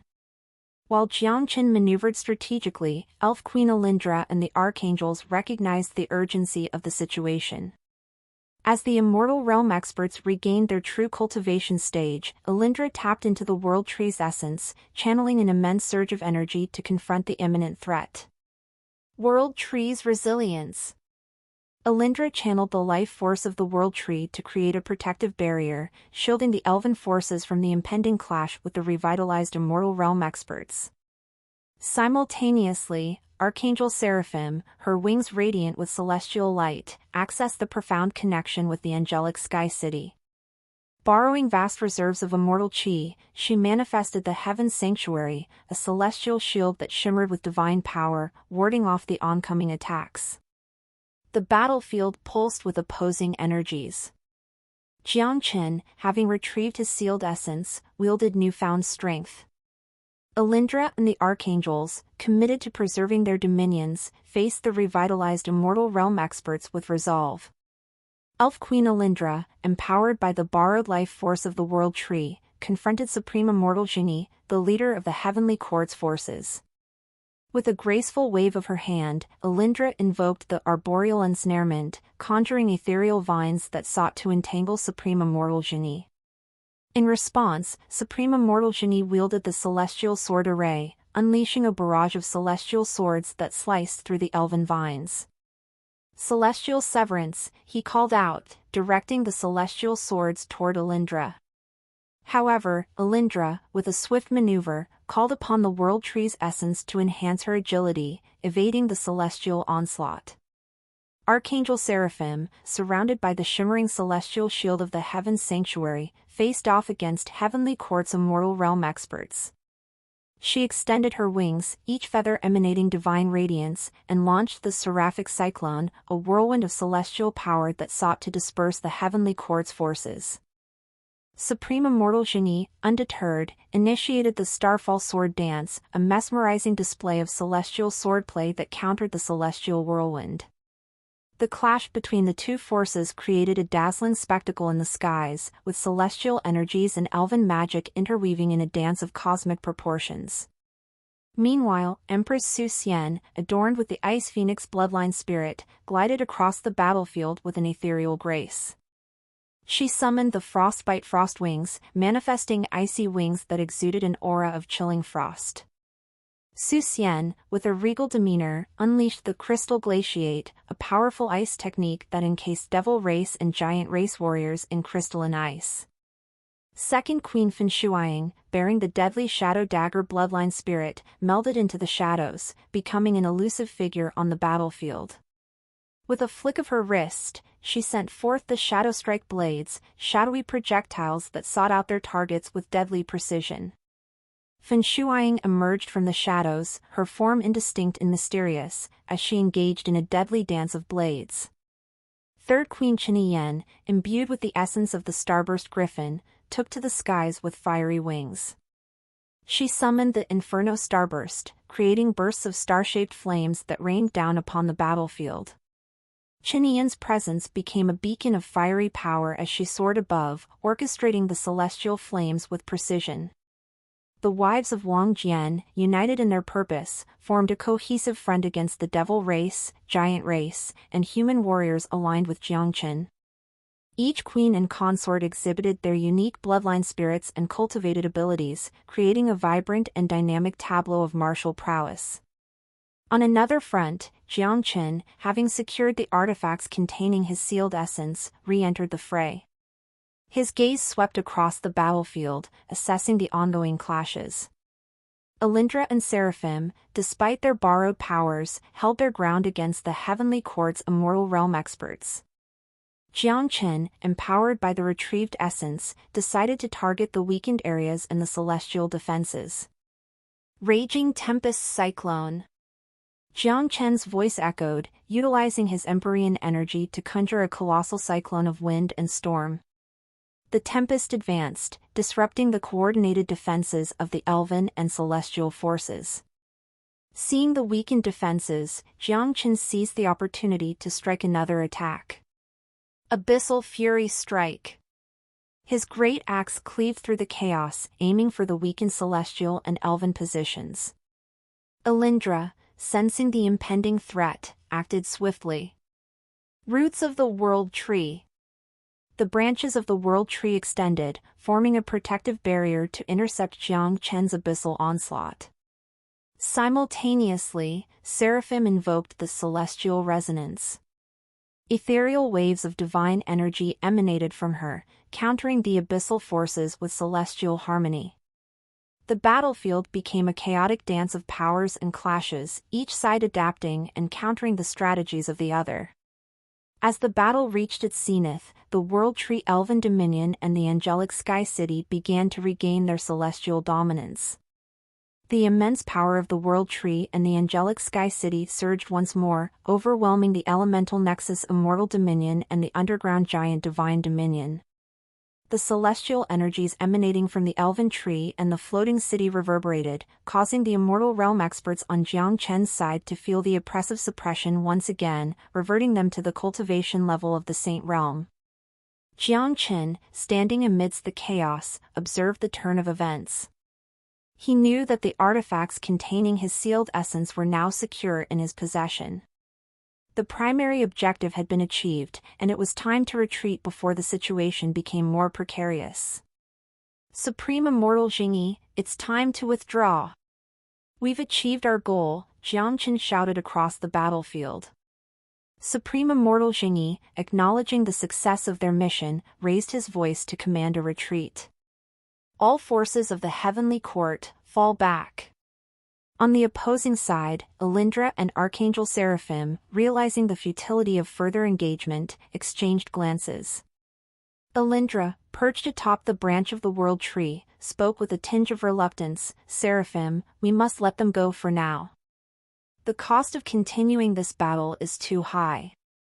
Seraphim, nodding in agreement, replied, "You're right, Alindra. We need to prioritize the safety of our forces. Let them retreat." Jiang Chen, hearing their decision, issued the order for his faction to withdraw. "All members of my faction, retreat now." The devil race, the giant race, and the humans under Jiang Chen's banner swiftly disengaged from their adversaries. The elemental nexus Immortal Dominion and the underground giant Divine Dominion initiated their retreat, ethereal currents carrying them away from the northern region. Alindra, her gaze lingering on the departing forces, addressed her elven kin, "Stand down. The battle is over, and they've withdrawn. Our focus now is on recovery." The celestial forces and the elven army reluctantly ceased their pursuit. The World Tree Elven Dominion and the Angelic Sky City gradually reasserted their control over the northern region, stabilizing the celestial energies that permeated the battlefield. As the dust settled, Jiang Chen and Supreme Immortal Jingyi convened in a secluded space within the elemental nexus Immortal Dominion. The two leaders discussed the outcomes of the battle and the implications of securing the artifacts. "We managed to retrieve the artifacts, Jiang Chen. This is a significant achievement," Supreme Immortal Jingyi remarked. Jiang Chen nodded, "Indeed. With these artifacts, I can unlock more of my sealed power. The next step is to strengthen our forces further before we confront the Dragon Prince and the Ancient Beast race again." Supreme Immortal Jingyi agreed, "We need a more cohesive plan. I will return to the Heavenly Court and gather our forces." With an understanding, the two leaders parted ways. Supreme Immortal Jingyi, accompanied by the Heavenly Court's experts, departed the elemental nexus Immortal Dominion through spatial rifts. Meanwhile, Jiang Chen focused on consolidating his forces and strategizing for the challenges that lay ahead. The northern region, though scarred by the recent conflict, gradually returned to a semblance of calm. The echoes of the celestial clash lingered, a testament to the brewing storm that continued to unfold across the immortal realm. In the aftermath of the chaotic battle, Empress Su Xian, Second Queen Fen Shuang, Third Queen Chen Yan, and Archangel Seraphim gathered in a secluded space within the Angelic Sky City. Frustration and disappointment were palpable among them as they grappled with the realization that they couldn't prevent Jiang Chen from reclaiming the artifacts containing his essence. Empress Su Xian, her expression marked by a mix of regret and determination, spoke, "We failed to protect those artifacts. Our husband will be disappointed in us." Fen Shuang, her dark aura intensifying with her inner turmoil, added, "We couldn't fulfill our duty. Jiang Chen has grown more formidable now." Chen Yan, engulfed in flames that mirrored her inner frustration, lamented, "Our dear husband entrusted us with this task, and we fell short." Seraphim, her angelic features reflecting a sense of responsibility, said, "We must find a way to make amends. Our failure cannot be the end of our efforts." At this moment, Elf Queen Alindra stepped forward, her demeanor calm and composed. She wore a sly smile that hinted at hidden knowledge. The other leaders looked at her with questioning eyes, seeking an explanation for the enigmatic statement. You might not understand now, Elindra began, but this was all according to Wang Jian's plan.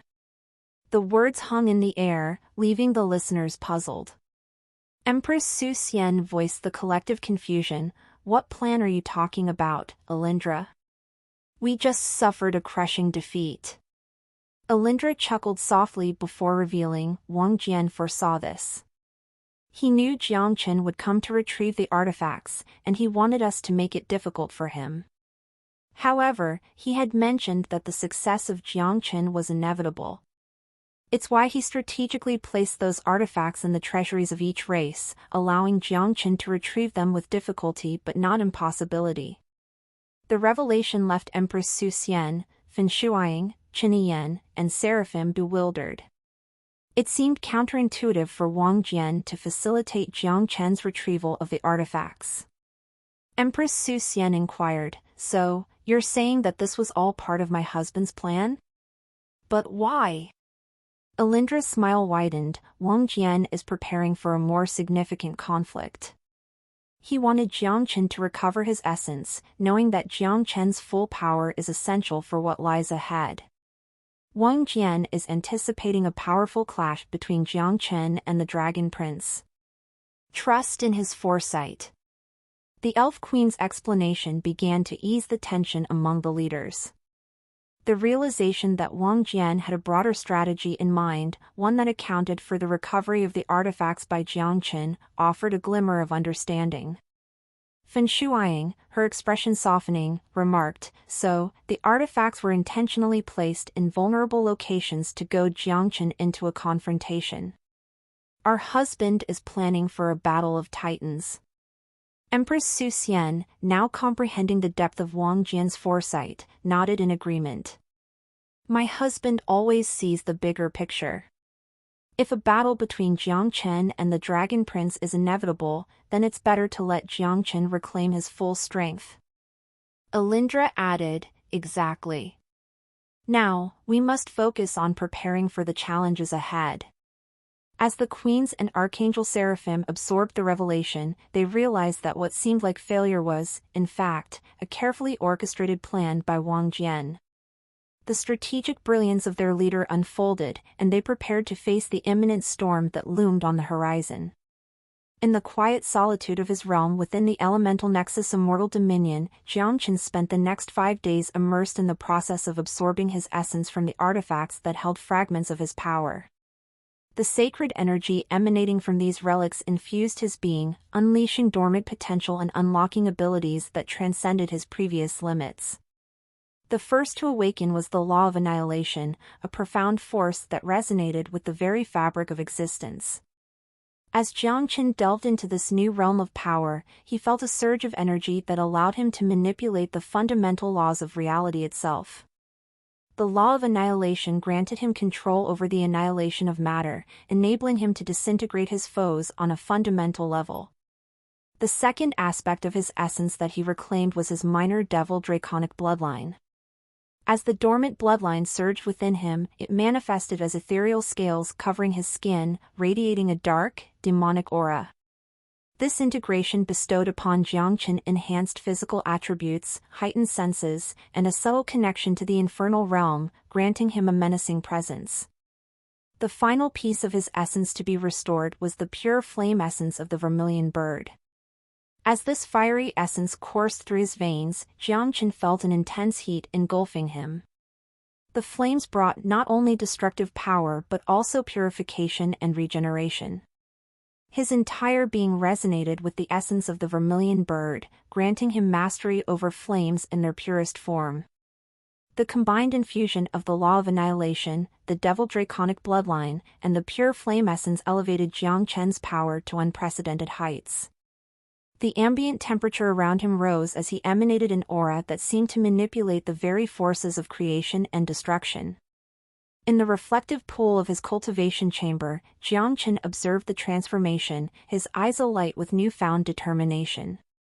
The recovered essence had not only restored his abilities but had propelled him to the peak of his cultivation stage.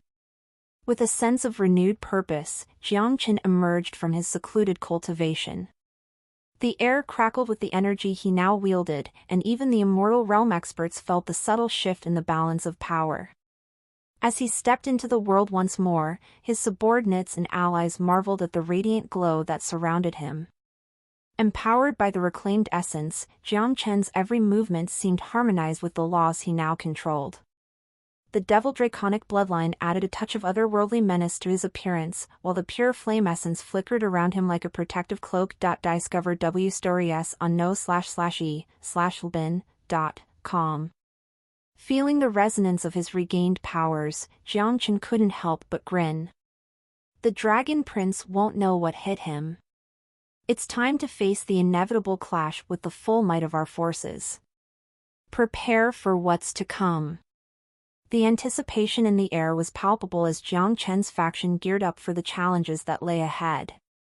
The stage was set for a confrontation of epic proportions, and with his newfound abilities, Jiang Chen stood ready to face the looming storm head-on. The news of Jiang Chen's faction and the Heavenly Court launching an unexpected attack on Wang Jian's faction spread like wildfire, creating ripples across the entire world. The revelation shocked Wang Hao and his entire faction, prompting them to reassess their understanding of the unfolding situation. They hadn't anticipated such a sudden and aggressive move from the Heavenly Court and Jiang Chen. Wang Hao, deep in contemplation, considered the possibility that the assault might be linked to Jiang Chen's attempt to recover the artifacts containing his sealed essence. The presence of the angel race and the elven race within Wang Jian's faction heightened the likelihood that these artifacts were in their possession. If Jiang Chen managed to reclaim them, it could potentially alter the power dynamics in the ongoing conflict. Meanwhile, within the Celestial Nexus Immortal Dominion, the Draconic clan and the Ancient Beast race also caught wind of the tumultuous events in the outside world. The Dragon Prince, sporting an arrogant smile, received the news with a mixture of amusement and anticipation. As he gathered information from the locals, the Dragon Prince learned of Jiang Chen's supposed status as an ancient devil who had broken free from Heavenly Court seals. The notion that Jiang Chen had successfully reclaimed his artifacts and was returning to full power intrigued and amused the Dragon Prince. He saw an opportunity to make a statement against the perceived alliance between Jiang Chen and the Heavenly Court. With a sneer, the Dragon Prince relished the chance to showcase his true might. He was determined to make both the Heavenly Court and Jiang Chen realize the gravity of their actions. If they believed they had witnessed the full extent of his power until now, they were in for a stark revelation. The stage was set for a confrontation that would echo across realms. Having reclaimed his artifacts and fully restored his power, Jiang Chen set his sights on the southern region of the continent. This region was also under Wang Jian's faction, but Jiang Chen's intention wasn't to engage in conflict. Instead, he traversed through the southern region, heading towards the Xinhuan region, a place with a unique history. The Xinhuan region was once designated as the area where criminals from the southern region's nations were banished. It also held significance as the location where the Heavenly Court had sealed Jiang Chen. Now, free from the constraints of those seals, Jiang Chen ventured into the deep forest of Xinhuan region. His purpose was clear: to retrieve a weapon that had once been under his control before the Heavenly Court's intervention. A weapon he knew he could only handle at his full power. This sought-after weapon was none other than a sword.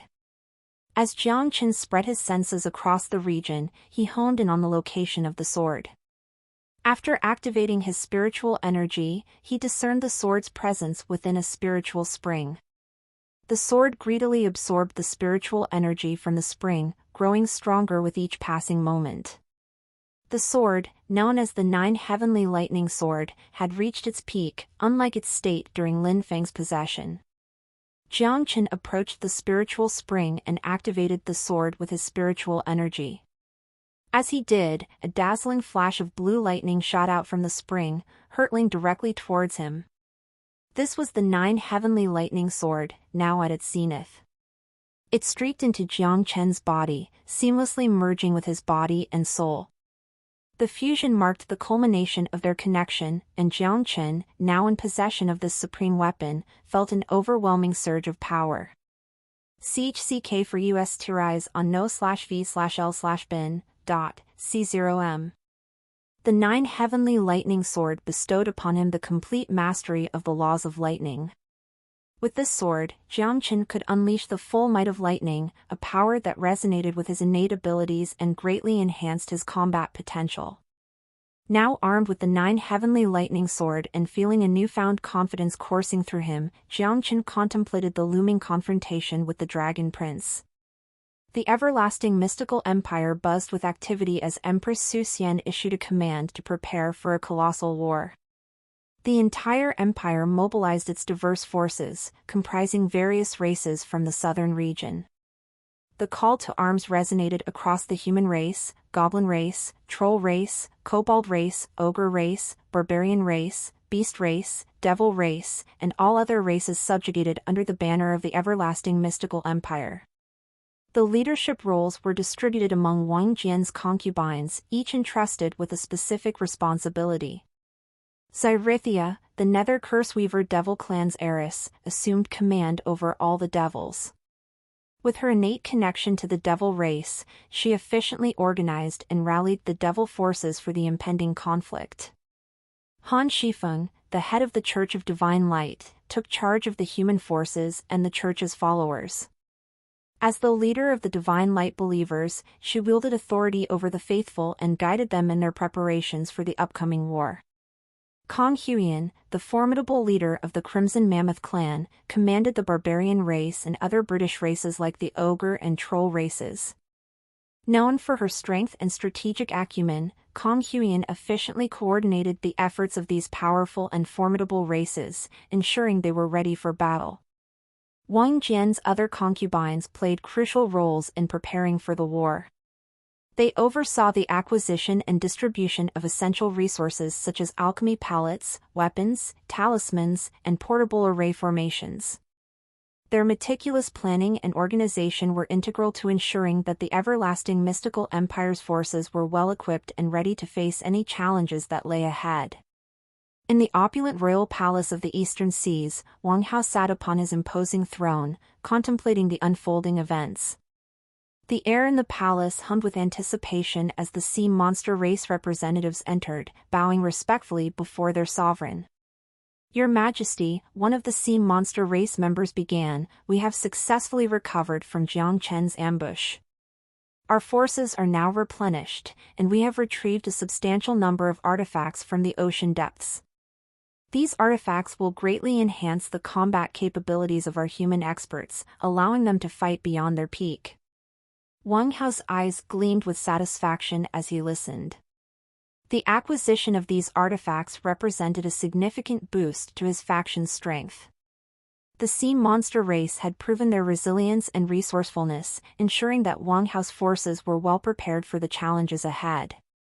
"Excellent," Wang Hao acknowledged with a nod. "Prepare the human experts and distribute the artifacts strategically. We shall make our move soon." As the sea monster race members departed to carry out Wang Hao's orders, the eastern seas brimmed with activity. The human experts under Wang Hao's command eagerly received the newly acquired artifacts, inspecting them with awe and anticipation. These treasures, drawn from the depths of the ocean, were known as the Aqua Serpent Saber, Tidal Crescent Bow, and Leviathan Scales. Wang Hao, now ready to fulfill a long-standing ambition, summoned his key commanders for a strategic meeting. In the war room, a detailed map of the southern region was spread out, displaying the territories governed by the everlasting mystical empire.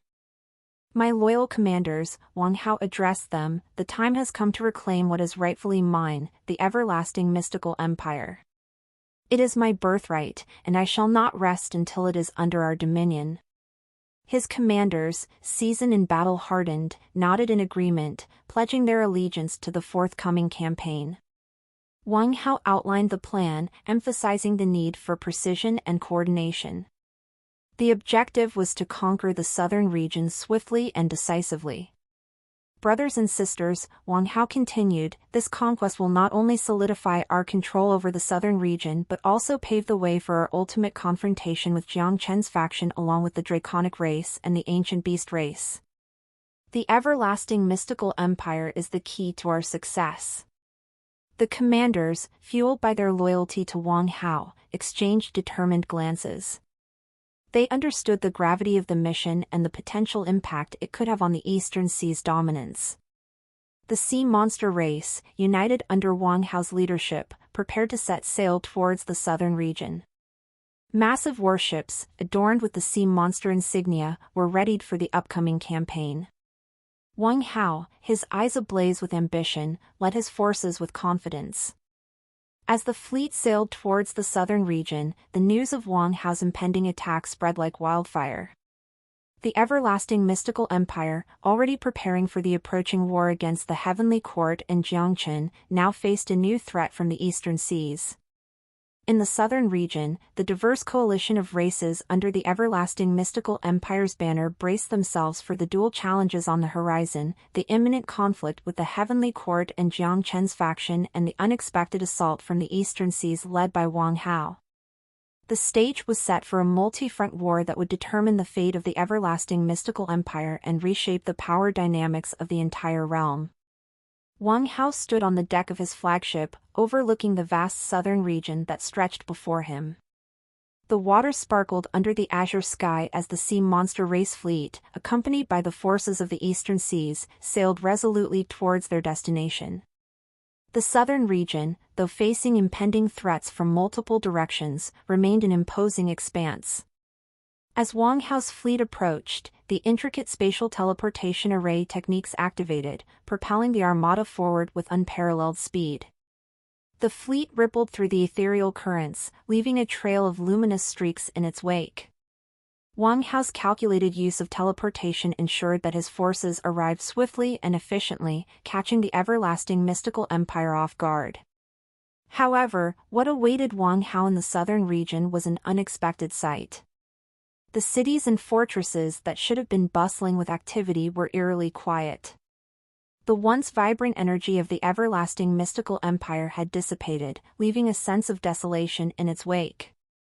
Wang Hao's keen senses immediately detected the absence of the empire's leadership and powerful warriors. The realization struck him like a sudden tempest, a storm of thoughts swirling in his mind. The everlasting mystical empire had seemingly evacuated its key figures and most formidable warriors. Where is everyone? Wang Hao muttered, his gaze narrowing as he surveyed the silent landscapes of the southern region. His eyes squinted with a mix of curiosity and suspicion. The sudden departure of the empire's top echelons was an unexpected turn of events. As Wang Hao pondered the situation, a sea monster race officer approached, relaying information about the abrupt disappearance of the everlasting mystical empire's leadership. Your Majesty, the officer began, it appears that the higher-ups and powerful warriors of the everlasting mystical empire have used teleportation arrays to relocate to the Verzen Empire in the northern states of the continent. They took with them precious resources, artifacts, and all that was stored in the empire's treasury. Wang Hao's eyes widened with comprehension. The puzzle pieces fell into place. The everlasting mystical empire had chosen to surrender the southern region, not out of weakness but as a deliberate strategy to conserve strength for future battles. So, they've given up on the southern region, Wang Hao mused. Wang Jian's faction has played their cards well, redirecting their focus to the northern states. Wang Hao acknowledged the strategic wisdom behind the decision. Confronting the combined might of his forces and the sea monster race would likely have strained the everlasting mystical empire's defenses, resulting in significant losses. By relocating to the Verzen Empire, Wang Jian's faction aimed to maintain their strength for the anticipated clash against the Dragon Prince and Jiangchen. Wang Hao, undeterred by the unexpected turn of events, maintained his resolve. Prepare the fleet. We shall take control of the southern region without hesitation. This is a gift they've willingly presented to us. Let the everlasting mystical empire become part of our faction. As the sea monster race fleet sailed deeper into the southern region, they encountered minimal resistance. The once mighty strongholds now stood as silent witnesses to the everlasting mystical empire's calculated withdrawal. Wang Hao's forces swiftly occupied the vacant territories, establishing their dominance over the region. The cities, now under the control of the eastern seas, buzzed with activity as the sea monster race and Wang Hao's loyal commanders initiated measures to consolidate their rule. The everlasting mystical empire, relinquishing its hold on the southern region, had unwittingly handed control to the ambitious Wang Hao. Amidst the strategic maneuvers and geopolitical shifts, the southern region braced for a new era under Wang Hao's dominion. In the wake of the everlasting mystical empire's strategic relocation to the Verzhen Empire in the northern states, Empress Su Xian, second Queen Fan Shuang, and the other influential wives of Wang Jian found themselves at the helm of an unfolding era. The influx of new residents from the southern region posed both opportunities and challenges for the Verzhen Empire, requiring swift and decisive administrative actions. The Verzhen Empire, already a formidable force, now faced the task of integrating a diverse population with distinct cultural backgrounds and traditions. Empress Su Xian, known for her keen intellect and diplomatic finesse, convened a council of advisors to formulate an inclusive and efficient strategy for assimilating the newcomers. In the regal halls of the Verzhen Empire's capital, discussions echoed among the council members. Empress Su Xian, clad in her resplendent attire, addressed the gathering with an air of authority. Ladies and gentlemen, we are entrusted with the responsibility of integrating our new citizens from the everlasting mystical empire. It is imperative that we maintain harmony and foster a sense of unity among our people. Administrative changes are inevitable, but let us approach this with wisdom and foresight. Second Queen Fan Shuang, her enigmatic aura accentuated by her dark attire, interjected with practical insights. We must establish cultural exchange programs, encourage understanding between the existing populace and the newcomers. Education will play a pivotal role in bridging the gap. Let us implement language courses and cultural seminars to facilitate this integration process. Empress Su Xian nodded in agreement. Well said, Fan Shuang. Knowledge and understanding pave the way for unity. We shall also revise administrative policies to accommodate the unique needs of our diverse citizenry. The Verzhen Empire will stand as a beacon of inclusivity. As discussions progressed, the council devised a multifaceted approach to address the challenges of assimilation. The Verzhen Empire underwent significant administrative changes to accommodate the diverse needs of its expanded populace. Educational reforms saw the introduction of language courses and cultural exchange programs, fostering an environment of mutual understanding. The cities and regions that once bore the emblem of the everlasting mystical empire now witnessed the gradual incorporation of Verzhen Empire insignias. Administrative centers buzzed with activity as officials worked diligently to streamline governance and provide essential services to the burgeoning population. Markets flourished with goods from both regions, creating a vibrant tapestry of cultural exchange. In the Verzhen Empire's grand capital, Empress Su Xian personally oversaw the establishment of cultural hubs, where residents from different backgrounds could showcase and celebrate their traditions. Festivals became a communal affair, blending the rich tapestries of the everlasting mystical empire with the existing cultural fabric of the Verzhen Empire. As the administrative changes unfolded, Wang Jian's concubines and mistresses played instrumental roles in fostering social cohesion. Third Queen Yan, with her gentle demeanor, spearheaded community-building initiatives, organizing events that encouraged interpersonal connections. The process of integration extended beyond the administrative realm, delving into the social and cultural aspects of Verzhen society. Amidst the adjustments, Empress Su Xian ensured that the new citizens felt valued and included in the Verzhen Empire's vision. Public addresses conveyed messages of unity, emphasizing the strength that diversity brought to the realm. While administrative changes forged a path of unity, the everlasting mystical empire's former citizens found themselves gradually embracing the Verzhen Empire's way of life. The Verzen Empire, now enriched by the amalgamation of two great civilizations, stood poised for a future defined by cooperation and mutual growth. As the sun set on the Verzen Empire's newly expanded territories, Empress Su Xian and her council looked upon the bustling cities with satisfaction. The integration efforts had laid the foundation for a harmonious coexistence, solidifying the Verzen Empire's position as a beacon of unity and strength in the northern states of the continent. Amidst the swift administrative changes and cultural integration within the Verzen Empire, a palpable tension lingered in the air. The residents, both old and new, were acutely aware that their lives were intricately woven into the impending conflict that loomed over the central region. The fate of their empire, and perhaps the entire world, teetered on the outcome of the colossal battle that awaited. In the bustling streets of the Verzen Empire's cities, conversations buzzed with a mix of anticipation and anxiety. Merchants exchanged hushed words about the looming confrontation, while citizens gathered in taverns and marketplaces, sharing their thoughts on the uncertain future. As Empress Su Xian traversed the capital, she couldn't help but sense the undercurrent of unease among the populace. With her customary poise, she addressed the gathered crowd in the central square. "People of the Verzen Empire, I understand the concerns that weigh on your hearts.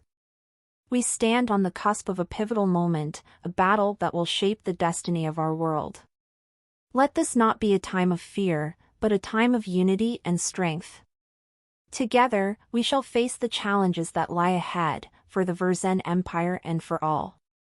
Her words resonated through the crowd, instilling a sense of resolve among the people. Yet, beneath the facade of unity, each citizen harbored their own anxieties about the impending clash between the Draconic clan, the ancient beast race, and the forces of the heavenly court. In the royal palace, Empress Su Xian convened with her advisors and the prominent wives of Wang Jian to discuss the battle strategy and its potential repercussions. Fen Shuiying, her eyes sharp with foresight, voiced her concerns. Find new Tories on nov/el-bin.com. This battle is not just about the central region. The ripples will extend to every corner of our world. The Verzen Empire, as resilient as it is, may face challenges regardless of the outcome. Empress Su Xian nodded, acknowledging the gravity of the situation. "Our empire has weathered storms before, and we shall weather this one. However, our focus now should be on supporting the forces heading to the central region. My husband's vision extended beyond mere domination, it encompassed the balance of power that keeps our world from descending into chaos." As preparations for the impending conflict continued, the citizens of the Verzen Empire displayed a remarkable spirit of solidarity. Soldiers trained rigorously, artisans crafted weapons and armor, and scholars delved into ancient texts seeking strategic insights. The air crackled with a sense of purpose, transcending individual concerns in the face of a shared destiny. In the quiet corners of the empire, conversations echoed a myriad of sentiments. Families huddled together, finding solace in each other's presence, while elders shared tales of past battles and triumphs. The Verzen Empire, forged through adversity, drew strength from its collective resilience. As the sun dipped below the horizon, casting hues of orange and pink across the sky, a massive contingent of Jiang Chen's forces departed from the elemental nexus Immortal Dominion. Their banners fluttered in the evening breeze as they made their way toward the celestial nexus Immortal Dominion. The rhythmic clatter of armored soldiers and the low hum of various races intermingled, creating a diverse and formidable assembly. However, much to the surprise of the celestial nexus Immortal Dominion, Jiang Chen's forces didn't immediately launch an attack. Instead, they strategically set up a camp at a prudent distance from the borders, creating an atmosphere of tense anticipation. The following day, a lone envoy from Jiang Chen's faction approached the gates of the celestial nexus Immortal Dominion. Adorned in intricate armor with the insignia of the elemental nexus Immortal Dominion, the envoy carried a message from Jiang Chen himself. At the entrance, the guards of the celestial nexus Immortal Dominion eyed the envoy with a mix of suspicion and curiosity. The envoy, however, approached with an air of confidence, presenting a sealed scroll bearing the distinctive emblem of the elemental nexus. Once permitted entry, the envoy navigated the celestial landscapes of the celestial nexus immortal dominion. The ethereal beauty of the realm, with its floating islands and cascading waterfalls, formed a stark contrast to the brewing tension. Within the inner sanctum, the envoy was ushered into the presence of the Draconic clan and the ancient beast races. The leaders, including the Dragon Prince, convened to receive the message from Jiangchen. In a chamber adorned with ancient runes and symbols, the envoy stood before the assembly and unsealed the scroll. The parchment bore Jiang Chen's message, inscribed with deliberate precision.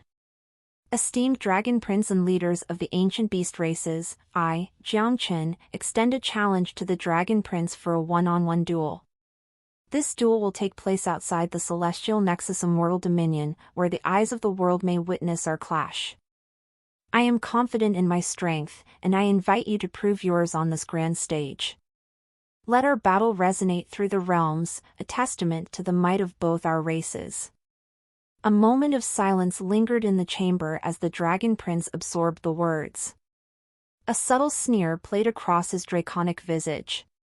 The Draconic clan need not prove their strength to anyone, least of all to one of lowly ancient devils, the Dragon Prince remarked with disdain. Yet, I will indulge this challenge. Let Jiangchen be the sacrificial lamb to showcase the power of the Draconic clan and the ancient beast races to the world.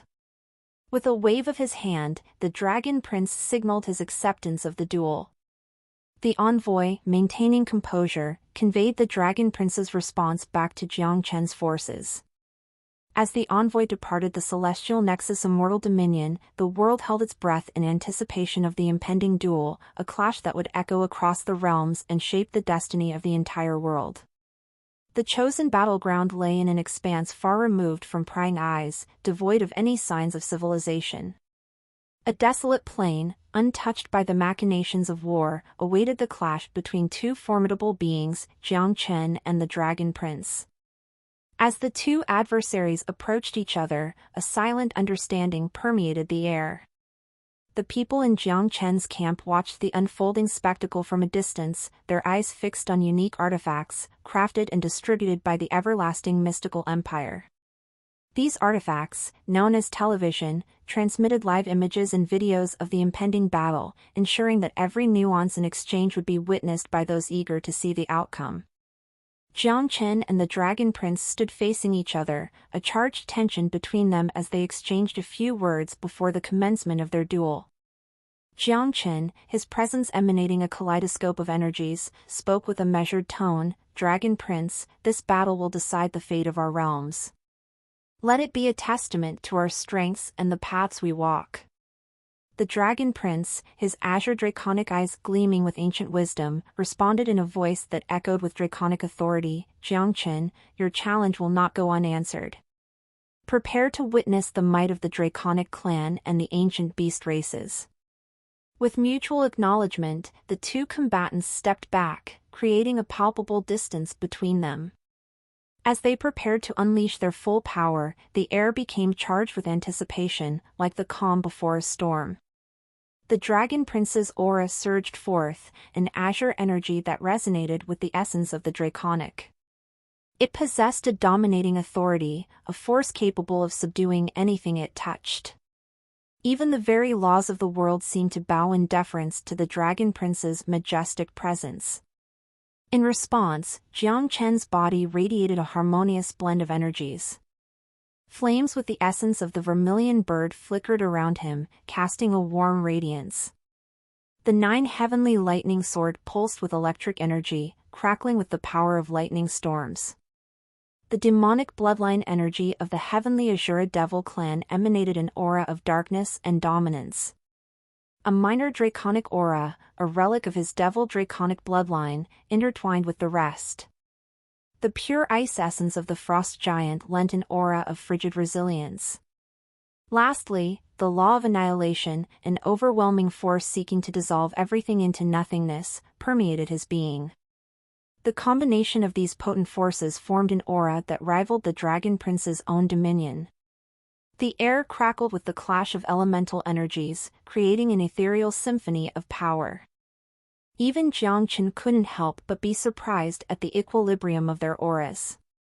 Despite wielding an amalgamation of formidable abilities, his aura matched the Dragon Prince's, not surpassing it.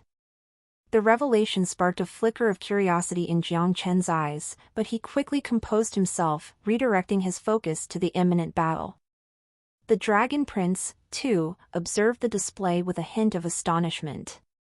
He recognized the significance of Jiang Chen's diverse powers and realized the gravity of the impending confrontation.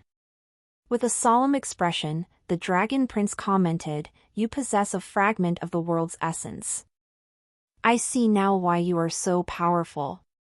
You definitely can rival me then."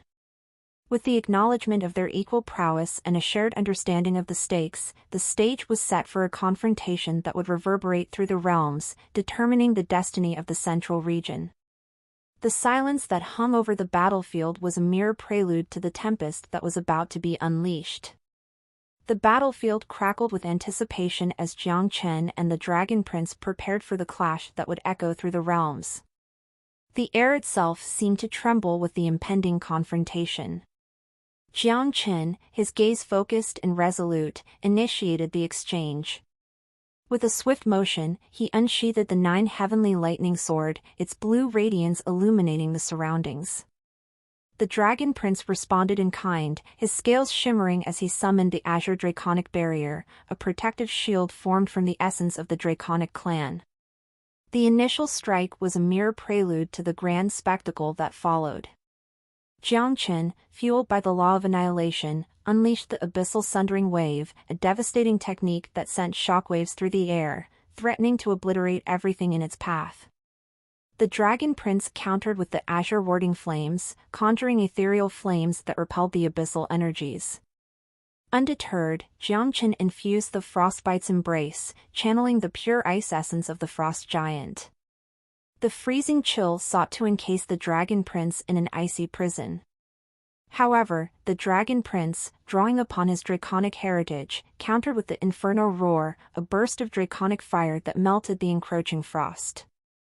As the battlefield echoed with the clash of elemental forces, Jiang Chen activated the Demonic Onslaught, empowering his attacks with the demonic bloodline energy of the Heavenly Azura Devil clan.